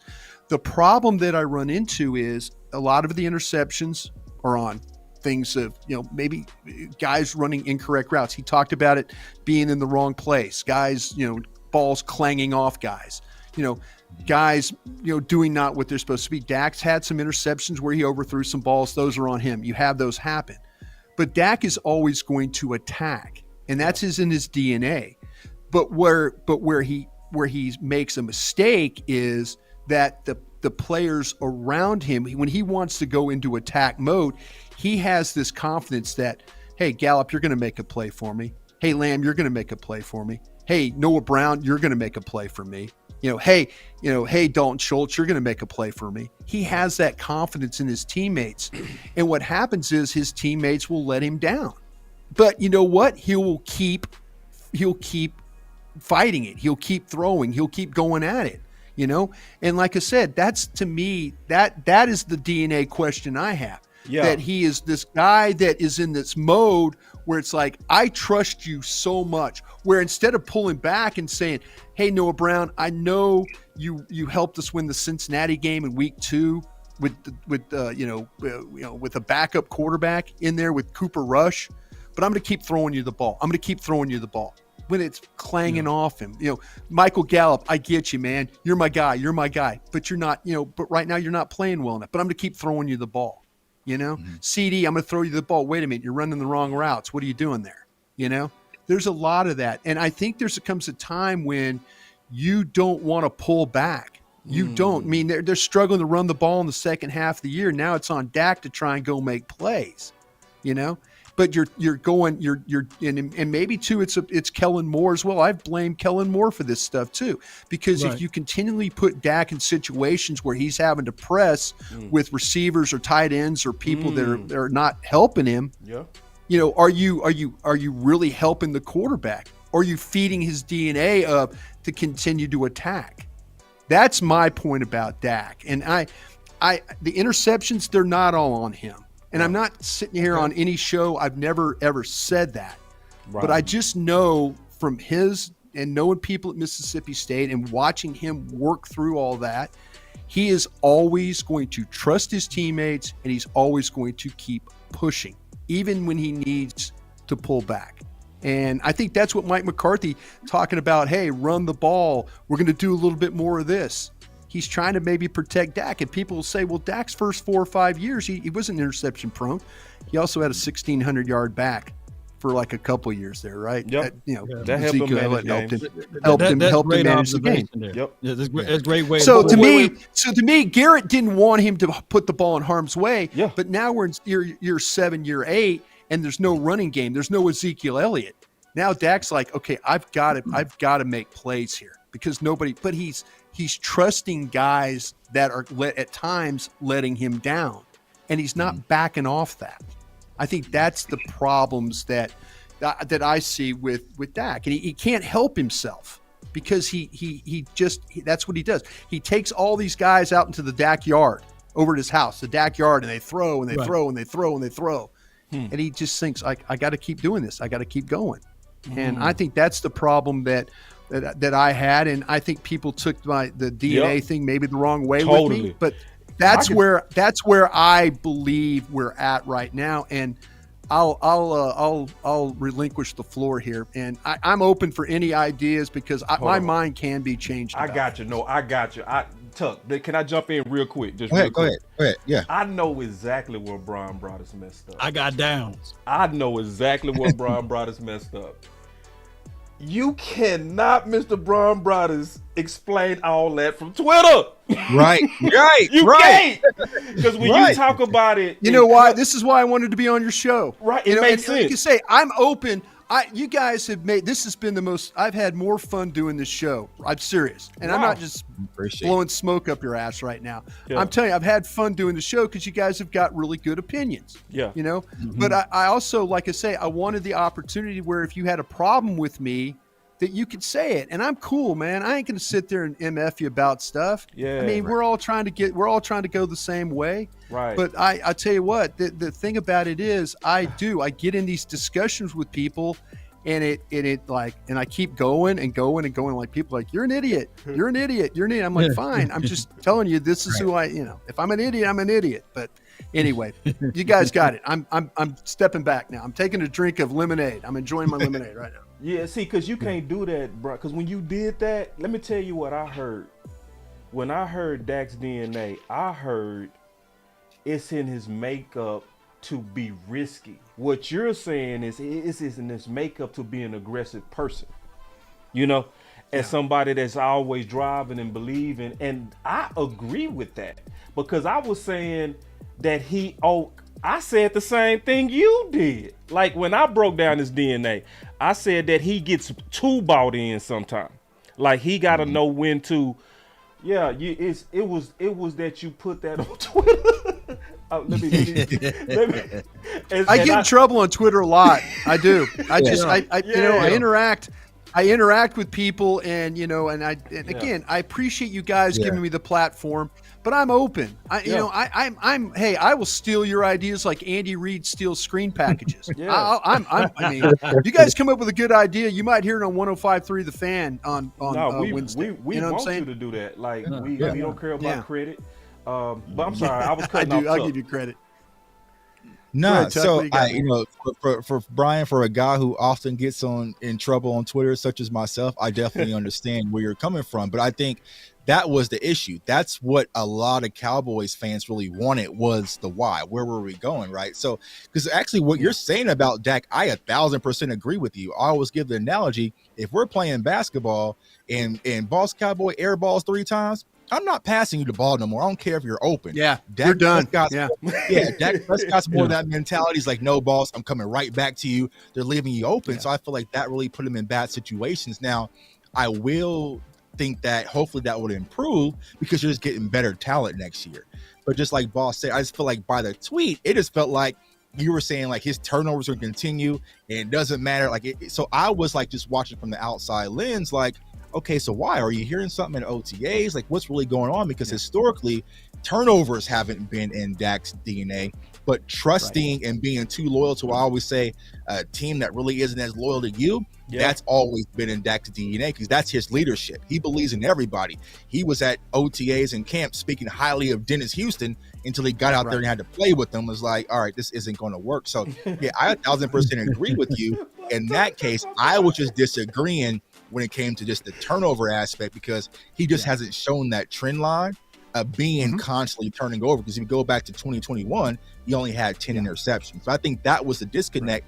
This is the power of coming on these shows and actually talking about it, because on Twitter, everything I say gets misconstrued. So I definitely understand because you only got 250 characters. Right. So this is good that you came on explaining. So now a lot of people are like, oh yeah. I don't always explain, like you said, I don't explain things well all the time, but to me, that's with Dak. I think that he, to a fault, he trusts Kellen Moore. Yep. He trusted, he trusted Michael Gallup. He trusted, he trusted Noah Brown. That's the thing about it is he trusted Ezekiel Elliott, who couldn't gain, 3.5 yards a carry. He trusts these guys. Whoa. Wait, that's true, ball. You was doing good. Don't stop him, ball. Don't stop him now. I had to get that one in for you, boss. Don't stop it now. Go ahead, man. Go big. No, I just got a quick question, right quick. Go ahead. Mine is. You had a tweet that came on May 28th, and it said, if Jerry said, Bryan, yes or no, can we win it all with Dak? What is your answer, and defend your answer? You said, I said this before, so I'll say it again. The GM had his own questions on some of those Monday morning. So I want you kind of expand upon that, because here's my thought before you give me an answer. Thank you for reading my Twitter. I appreciate that. Yeah. So before you answer this, I've been having my own thoughts. I've said this. I could be wrong, where I felt like Stephen Jones and the Joneses have always questioned like Dak, like, yeah, they love him, but do they love him like he's our guy to take us all the way? I feel like that they still have those own questions. So can you clear that up for me? Are they fully all in on Dak, or do they still have questions about him? I think to me, and that comes from a conversation that this was probably 2 years ago. That I had, and that's the thing of working at DallasCowboys.com and living in that building, that you have the ability to run into people and talk to people on the staff about it. And, and it was coming down to when Dak was doing the contract extension, when they were working with Todd France and all that. And that's where Dak was working to try and get paid.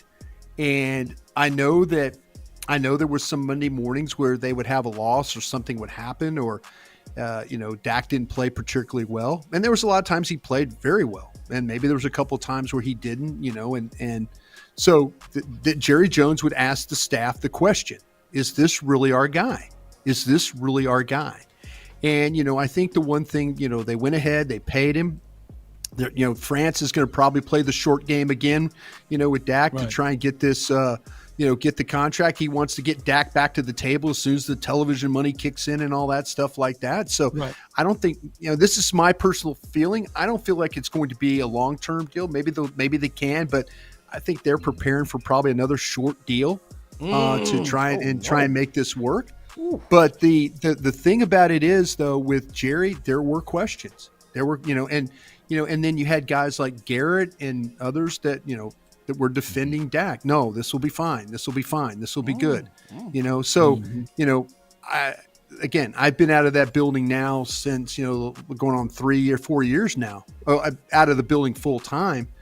And, I haven't had anybody come up to me and say, Jerry's having questions about Dak. But I do know when the contract was, first talking about being done, that Jerry had those questions. So, Jerry, like I say, he's going to have to answer those questions.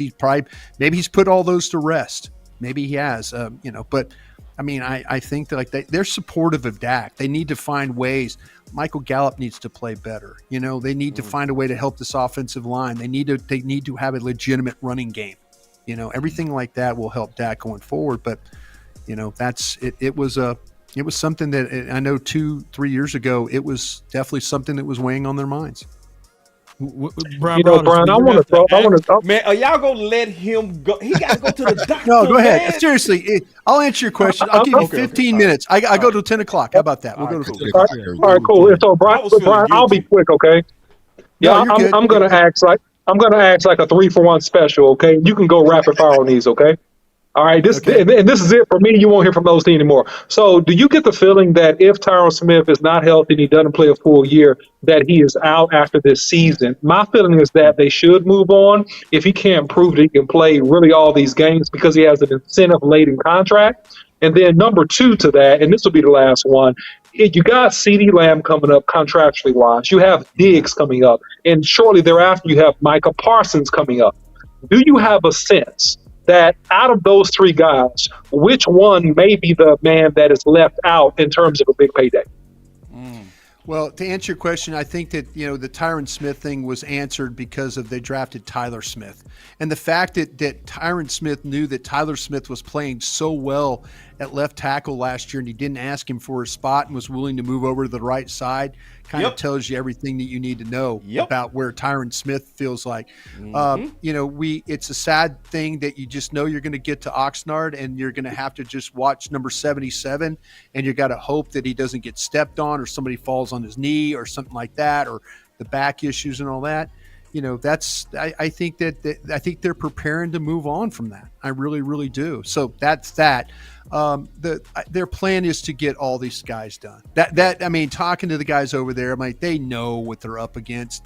If the order of how they're going to have to, I think, like I said earlier, I think the Diggs one, they don't have a lot of wiggle room yet because of, like I say, they've got 5th-year options on Parsons and they've got the 5th-year option that they, with Lamb, which they've already used, I believe. So to me, that's the Diggs one, is because Diggs is going to want to get paid. He really is going to want to get paid. He's going to look at those other corners around the league and he's going to think, well, I'm better than this or I'm better than that. And so, but the Cowboys know this, and I'm not sitting there like carrying their water on this thing.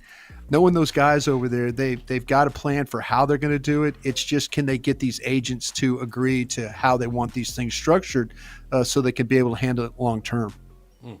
No doubt. The solution to all of that will be just to go ahead and extend Dak Prescott. You'll have enough money to cover all of that. But when you have to, when you have to circumvent, is this person really the question? Is this person really the answer? I meant to say, then they not the answer. Because when you in love with something, and when you really love something, you don't have to go ask everyone. You understand? This is the one I'm going to go with. You can go 8-8, 8-8, 8-8, and you will still give that person a big contract because you ultimately believe in said person. But if you have your reservations, well, that's like I say, that was some of those Monday morning conversations. I would run into people, outside the organization talking about it, and we'd visit and they would say, listen, hey, we had a conversation that was interesting today.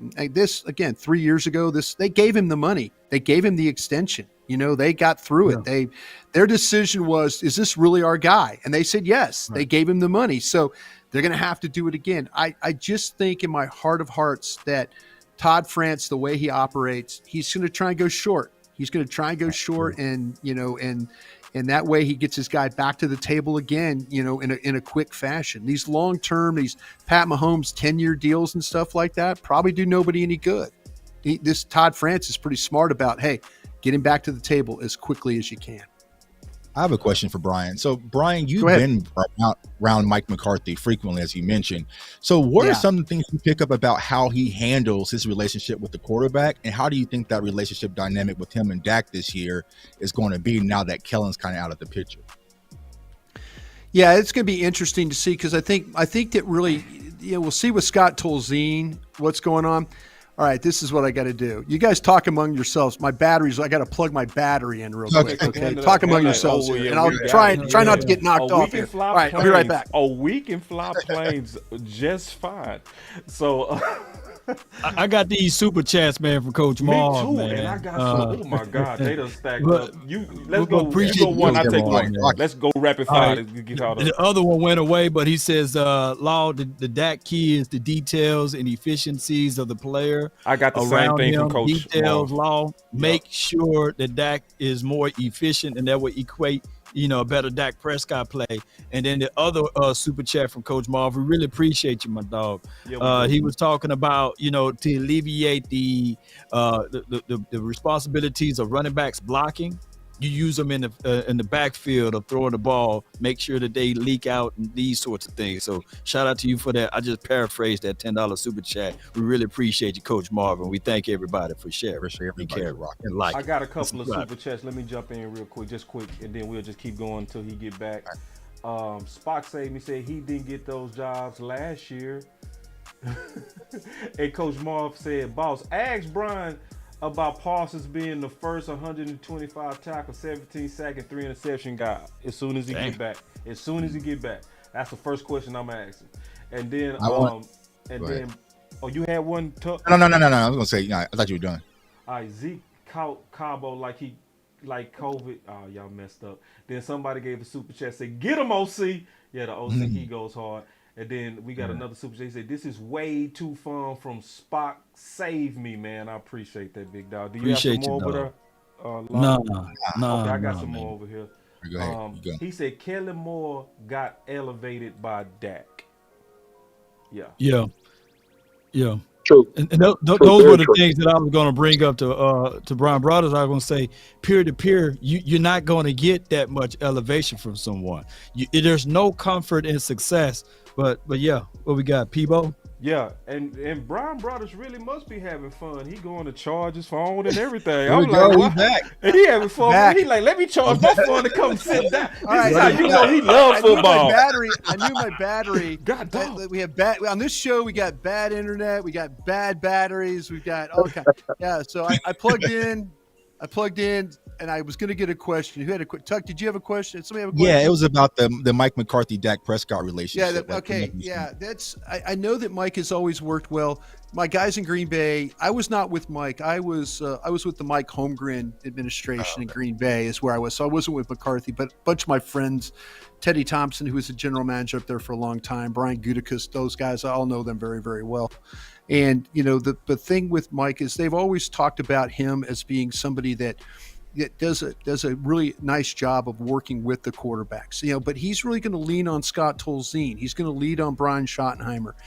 He's going to be a guy that is, Mike's, he's running the team. That's his job. It's his responsibility. Mike likes to delegate to his coaches, and the interactions that I've seen on the field so far, Mike calling the plays, Mike being, involved with what Dak's doing and stuff like that. We'll really see that when we get to, we got the mini camps this week, or the OTAs actually tomorrow, Tuesday, Wednesday, Thursday. Right.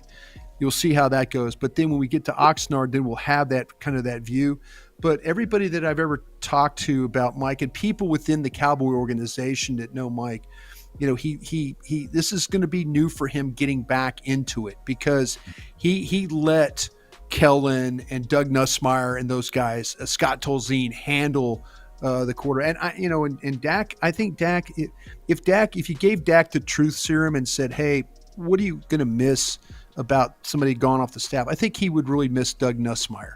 He had a lot of really positive things to talk about Doug, and Doug also said a lot of positive things about Dak, going away. But Mike is going to have to carry this, because again, the play card, you've got to be able to have. That's the one thing that these coaches that call plays. I know Andy Reid and I were talking about it one time. He's like, listen, if you're going to call plays, he had Eric Bieniemy that he leaned on, quite a bit. Mike Kafka, who's now with the Giants, he leaned on those guys. And, but you have to have that ability to know what your quarterbacks want to do in these games and these situations and stuff. So there'll be that's another one of those little hurdles that I think that the Cowboys are going to have to get over as this season goes along. But the reaction from the Green Bay guys and the Dallas guys that Mike is good working with, not just working with the quarterbacks, but working with the entire team. Broadus, in the booth, in the box, or on the field, how would they do that dynamics over there in Cowboys now? Yeah, I think, Kellen was on the field as the primary play caller. So Mike will be primary play caller. I think that what you'll have is they'll probably have Tolzien down, the quarterback coach down on the field. You'll probably have your running back coach up. You'll probably have your tight end, Lunda Wells. I don't think I can't remember if Lunda's up or down, but it'll be different. Mike, he'll have the ability to click on and call the plays, but he'll have Scott there to work with the pads on the sidelines. And then, he'll have his running back coach upstairs. His assistant line coach will be upstairs. And those are the guys that'll be trying to primary doing, telling where Mike is on the field. You Hey, think that would be left hash plus 25, boom, that kind of thing. Yeah. You think it'd be beneficial? You think it will be beneficial for this team, or will it be much? Mike call the plays? No, I'm talking about where they located at from the bird's eye view. I think, and you could have your OC. Yeah. You could have your OC upstairs too. I know Schottenheimer's called plays before, but with Mike being on the field, Bryan might be upstairs, and that way, just kind of walking him through. Hey, check this, keep this in mind, that kind of thing. So we'll see how the dynamic. I'm sure somebody will ask that question preseason. They got the 3 games. We'll see how they operate with that. But if I had to guess, like I say, quarterback coach down, OC up, and then Mike being the primary play caller on field. Real quick, y'all. Real quick. We got to get into our final words if we're gonna, get him out. Because I'm really trying to look out for you, Bryan. You got to appreciate it. No, man, we're good. We're good. I do. No, yeah, I do got to go here. I got an early wake up call tomorrow. Yeah. But no. Final words. What's your final words? What do you guys got for final words? Like when we say final words, everybody kind of get a last thoughts of the day. Kind of wrap it up, and then obviously we go finish with you and Jay Tuck. We usually finish with Law because he's the biggest independent YouTuber in the world. A lot of people don't know. Yeah, zoom in on that plaque. like that plaque. But he's the first independent YouTuber to get 100,000 subscribers solo by himself through the mud. And I got to just speak for my brother. He's also one of the most caring guys in the community. He helps us out.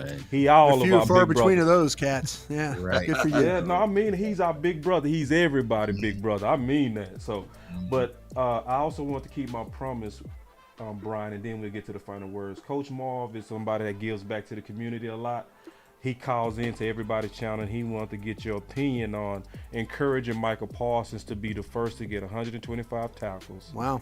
17 sacks and 3 interceptions. So he basically saying somebody needs to get that encouragement to him to try to get a motor under him to get him going. So I want to make sure I kind of fed that. So let's get into these final words. Thank you. When I run into Mike, I'll remind him that Coach Marv needs him to play big time. There it is. There it is. Yeah. We got you in there, Coach. So there you go. I start the final word off. Bryan, thank you. This was amazing. Like, it was fun. It's a privilege to rock with you. It was better in person than it was seeing you and listening to you. Thank you. And it's even more what I thought. Like, one of the reasons why I got your back on my video, because when I did the video about the D.N.A, the first thing I said is sometimes we disagree or people disagree, but you got to know the person. And I've watched you enough and listened to you enough to know you'll make a stand, but if you see something different or better, you change just aggressively as you took your stand. So you was aggressively against Steele, but now you're aggressively for Steele, So I knew the character of you from listening to you for years, and I just really appreciate your work and thank you for coming on the show. And I'm glad you had a good time. That means a lot to me. personally, and you know, and hopefully we do this again. I really do. I want to do this again when you get some time, and hopefully you have a good surgery and all that kind of stuff. But that's my final word, man. And then y'all clap it up for Bryan in the chat. Y'all make sure y'all thank Mr. Bryan Broadus. This was amazing. I had fun. Like, I was over here crying laughing and enjoying this whole process and being myself. So that's my final word. Well, if I could go next. Oh, Big James, go for it. You got it. Go for it. No, you got to go next because his mic out. No, his mic's out. Okay, I got you. No, hey, you know, sometimes you get in this business and you're very fortunate to be with people that you really care about and you love working with and love being around and stuff. Trust me, I have the utmost respect for the work that the guys and gals in the social media that do this, you know, passionately every week, you know, have comments and, you know, and it's just such pride in their work. And I don't get to be on these shows an awful lot because if I did, I'd be working. I mean, everybody's asking me, you know, be on my show. And I just couldn't do it with all the things I'm doing right now. But when I took this opportunity, I just wanted to make sure that, you know, it was the right thing. And I didn't want to come on to be, you know, bitter or mean or pissed off or any of that stuff like that, because I respect everybody and everybody's work. You know, I've learned a lot over the years doing this, though. You know, if you have disagreements with people, you know, the best way to do is to talk it out. The best way to do is if, you know, hey, you give me your side, I'll give you my side, and this is where we'll do. You guys are a hell of a lot of fun. Again, I really enjoyed myself tonight. You know, like I said, I didn't come in here with a chip on my shoulder. I just wanted to have good conversation. I thought we had a great time. I really did. I'd love to come back some other time. You guys are, like I say, a hell of a lot of fun. Just keep doing what you're doing. You know, I mean, there's a lot of folks out there that really appreciate the work that you guys put in weekly on this, on your podcast, and it doesn't go unnoticed. It really, really doesn't. And I've just, like I said, I just, you know, thank you for giving me the platform, because it allowed me to kind of get my point out. I learned your guys' point, but I learned more than that. I learned you guys are great guys. And there might be times I come on here again and everybody's mad at each other and we talk it out again, but that's what this is all about. So I thank you guys for this opportunity. You didn't have to have me on, but you did. And I appreciate you doing that. I really do. Oh, man. Wow. No doubt, man. Let's go, man! Am I good now? You good. Yeah, go ahead, baby. That Michael Parsons, man. You co-signing for you, Brian. Okay. All right. I'm going to be quick. My final word is just basically piggybacking off Boss and even what Brian was saying. Number one, I appreciate you coming on. But the biggest thing is more people need to learn how to do this. Yeah. A lot of people talk through Twitter too much, and then things get misconstrued, feelings get hurt, friendships, things get messed up just because you talked on Twitter and there wasn't understanding. You didn't have a common understanding as men. And I think this is what happened today. There was maybe a misunderstanding in the Twitter world. A lot of people probably shot the fire back and forth. You know, a lot of people probably try to hype it up. But guess what? We came on here as men, settled everything, had a great time, and everything that probably thought it could have been, it wasn't. It was actually 10 times better. And so I think this is just a lesson that more people need to have face-to-face conversations and not talk through Twitter and not talk through other type of things, because you won't get the true understanding of what's really going on. So I thought a lot of growth was here. And I thought it was an excellent show. And shout out to all my guys once again, Tuck, Boss, Law, OC. You know how we doing, and appreciate Brian for doing his great work in the Cowboys community. You, that's my appreciate final you. word. You want answers? Perfect. I had to hit that perfect, brother. You know that. Yes, indeed. All right, so yeah, first and foremost, Brian, I want to say prayers for tomorrow. Hopefully everything goes Thank you, well man. with Appreciate that. Thank you. We need you in this community. You're one of the good guys, you know, and that's why everything kind of got misconstrued through Twitter, because I was like, I like Brian, you know, even before I started making content, Every time I land in Dallas for a game, I'm turning on 105.3 The Fans. The first thing I do when I get out the airplane, when I'm headed to AT&T Stadium before the game, I'm listening to G-Back Nation get cranked up.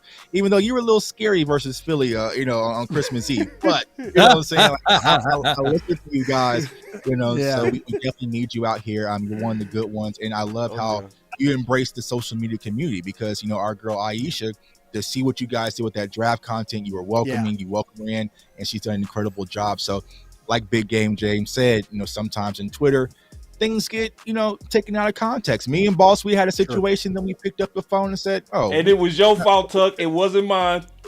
It was, but like you said, but even with this, like hearing what Bryan had to say today, it was our fault. You know what I'm saying? Oh but, no, it was your fault. Well, it actually was our fault. Yeah, but hearing what Bryan to say, like, it's crazy because it's like, all right, I agree. So like all of that, and now we're here in the same situation. So I appreciate everyone. Hopefully we come back and do some more shows, especially during draft season. We appreciate your work. We appreciate everyone on this panel. And you actually just confirmed a lot of things because you actually just said me and OC are pretty much eye to eye with the Cowboy scouts because I also saw the Micah Parsons pass rushing thing. Oh, okay. You know what I'm saying? I did a whole film session on it, showing his hands in the dirt. All right. So, pretty much we like Cowboy scouts. Duly noted. We're good. Yeah. Duly noted. That's real. So I appreciate you. Appreciate everyone for watching, joining in. Cowboys Nation, we got mini camp coming up, and then we're going to get on the Oxnard. So let the fun begin. That's my final word. Peace. OC, don't fall asleep. No, I'm good to go, man. So listen, the great Brian Broaddus, man, thank you so much for coming on the show. I've just gained such a depth of respect just for the wisdom and just listening to you and just understanding even the unspoken words of what you walk through and kind of what you've done in your career to get up to this point. So I really, really appreciate it. And it's just great to learn from you. Great to talk. Super excited, man, to have you back on whenever you can. Prayers up in Jesus' name for healing and a fast recovery on your surgery. And, great time with everybody here.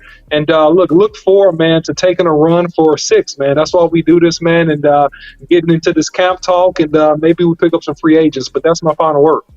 100K low. Oh man, I appreciate you, man. I didn't like this at all, Brian. I didn't like you coming on. I absolutely I knew I could count on you, Law. Yes, indeed. I love this, man. I love this for you coming on, and you graced us with your presence, man. It's always a pleasure listening to you, man, over the radio over all of these years. Yep. I wouldn't be where I'm at right now if it wasn't for your insights and everything else with what you do with the radio station as well as with the Cowboys.com. So I really appreciate you, man. We bounce off of your ideas and thoughts, and then we go back and forth with it over here. And it's amazing what we are able to do here at Law Nation Sports. And I really appreciate all of you guys, man. Boss Cowboy, man, I really don't make me cry, man, by giving me all of those love and adulations for the nation. Talk. But y'all know how this thing goes, man. Yes, indeed, man. I try to get it out of the mud. Brian Broadus, me, and some of the crew will be out there in the Oxnard. And we would love to do like Brian, a mini dates. You got some intel on the dates, Brian? Hit us on the date so I get those planes. Man, will y'all let this man have surgery? Y'all so greedy. It's pathetic. No, we're good. We're good. I think the station. I think we're going out there the 26th of July through the 9th, maybe of August. I know we're going to be out there. Last year we messed up and didn't get on the. We didn't get there for the opening day, and I about lost my grip with these guys when that happened. They forgave me for getting on them as bad as I did. But yeah, I think we're. I'm just trying to get my phone I'm losing charge on it too. So that's just what my life's become. We're going to be there like that the 26th through actually the 4th of. So we got about a week of shows out there is what we're going to do. So I tried to talk him into letting us stay longer. But yeah, if you guys tell me when you're out there, I'll do anything. And then if you want to come back around, we want to circle back around, boss. Just let me know when you guys are doing the show. Yep. If there's anything topics we need to go through, I'll be happy to jump back on. Okay. Camp review, man, with Brian Broadus. Y'all said it, man. Y'all heard it from him, man. You guys teach me. You guys teach me. We'll do a show from camp. How about that? Yeah, let's do a show from camp. Oh, wow. Come on, sponsors. Y'all hear that, don't y'all? You know y'all hear that, don't you? Come on. Absolutely. We'll do a show. Brian the realist. Yeah. All right, let's get up out of here. Appreciate y'all. So Brian, go ahead and... Hey, thank you guys again. God bless you all, man. Appreciate you. Just keep fighting the fight, All right, guys. man. Keep fighting the fight. Yeah. We'll see you, boys. Speedy All right. recovery, man. On the surgery. Thank you, man. Yeah, thank you, Salute. Brian. Take care, guys. See ya. Thank you. Man, we had a great time. We didn't have a good time. Oh, we had a great time. Man. We got some nuggets. Boom. Let's go, man. Let's go. Where that button out. Let's go. I just wanna run it up. It ain't too loud. Check this out. I've been really in the field. Coach Moore with the super chat. Go to 21 piece. We need less than war. I've been really in the field. I don't wish I love the field. Lately, I just wanna run it up. Don't need no deals. I make the deal. Have to take it to. There it And is. if it was up to me, if it was up to little old me to make a pick, it would probably go a little something like this. And with the 17th pick of the 2020 Dallas Cowboys NFL Draft, the Dallas Cowboys select CeeDee Lamb. What a day it was, man. What a day it was. Yeah, man. What's the lottery numbers? War Daddy. That's the video I said it, man. Yeah, what's the lottery numbers, Jay Tuck? I ain't got it, man. I ain't got it. I'm honest. I will move down. Yes. Hey, y'all, real quick, man. Everybody, man, you know, Boss could be a trade y'all down. really do. That's a, On your own time. we got a trade. We Say a got a prayer for trade. Brian Broadus. We got a trade. Real I talk. said this the place to move. We were just here talking Justin Fields. I said it. The man stayed with us Right. 2 hours. 2 hours. 2 hours. And we was trying to kick him out, y'all. We was trying because we was looking out for him, trying to make sure that, you know, he go to bed for surgery. Right. I had to have surgery. So he blessed us tonight, y'all. So let's just bless him back. Just say your prayers for him. I want him to be okay. This was fun. So I just wanted to put that out there real quick. As a rush defensive end, right? If you draft Everybody, y'all him and tweet you put Brian him on Broadus the and prayer emojis, man. Yeah, prayers, for real. That was Prayer dope. emojis, for He real, rocked for real. with us. It was 2 pure hours. passion, bro. You could tell he loved it, man. You know what I mean? Like, he charged his phone to come back and talk more football. That is love for the game. That ain't love for us. That's love for the game. And you can just see it, and I appreciate it. In my head, I'm top 10, yeah, that's hands down. You a squad, now you're looking man down. Funny how foes turn to friends now. So the Cowboys just selected Jake Ferguson with pick 129. Hey, I'm good. I love the pick. I love the player. I know that a lot of people will say that this is probably a reach. This is about where I had Jake Ferguson. Really solid player from Wisconsin. He can do all of it. He can block. He can run routes. He can actually make people miss in the open field. Have a race car like a Atari now. Call filling up, I need product again. Treat the business like a playground, might slide on you. Do me wrong, might slide on you. Do a backflip, cause I'm mad rich. I'm the definition of what that is. Go hard, or go home. Go hard, or go home. Go hard, or go home. Go hard, or go home. Touchdown like the end zone. Touchdown. When the circle turn to my home, can't get me out of my zone. Go hard, or go home. Go hard, Go hard.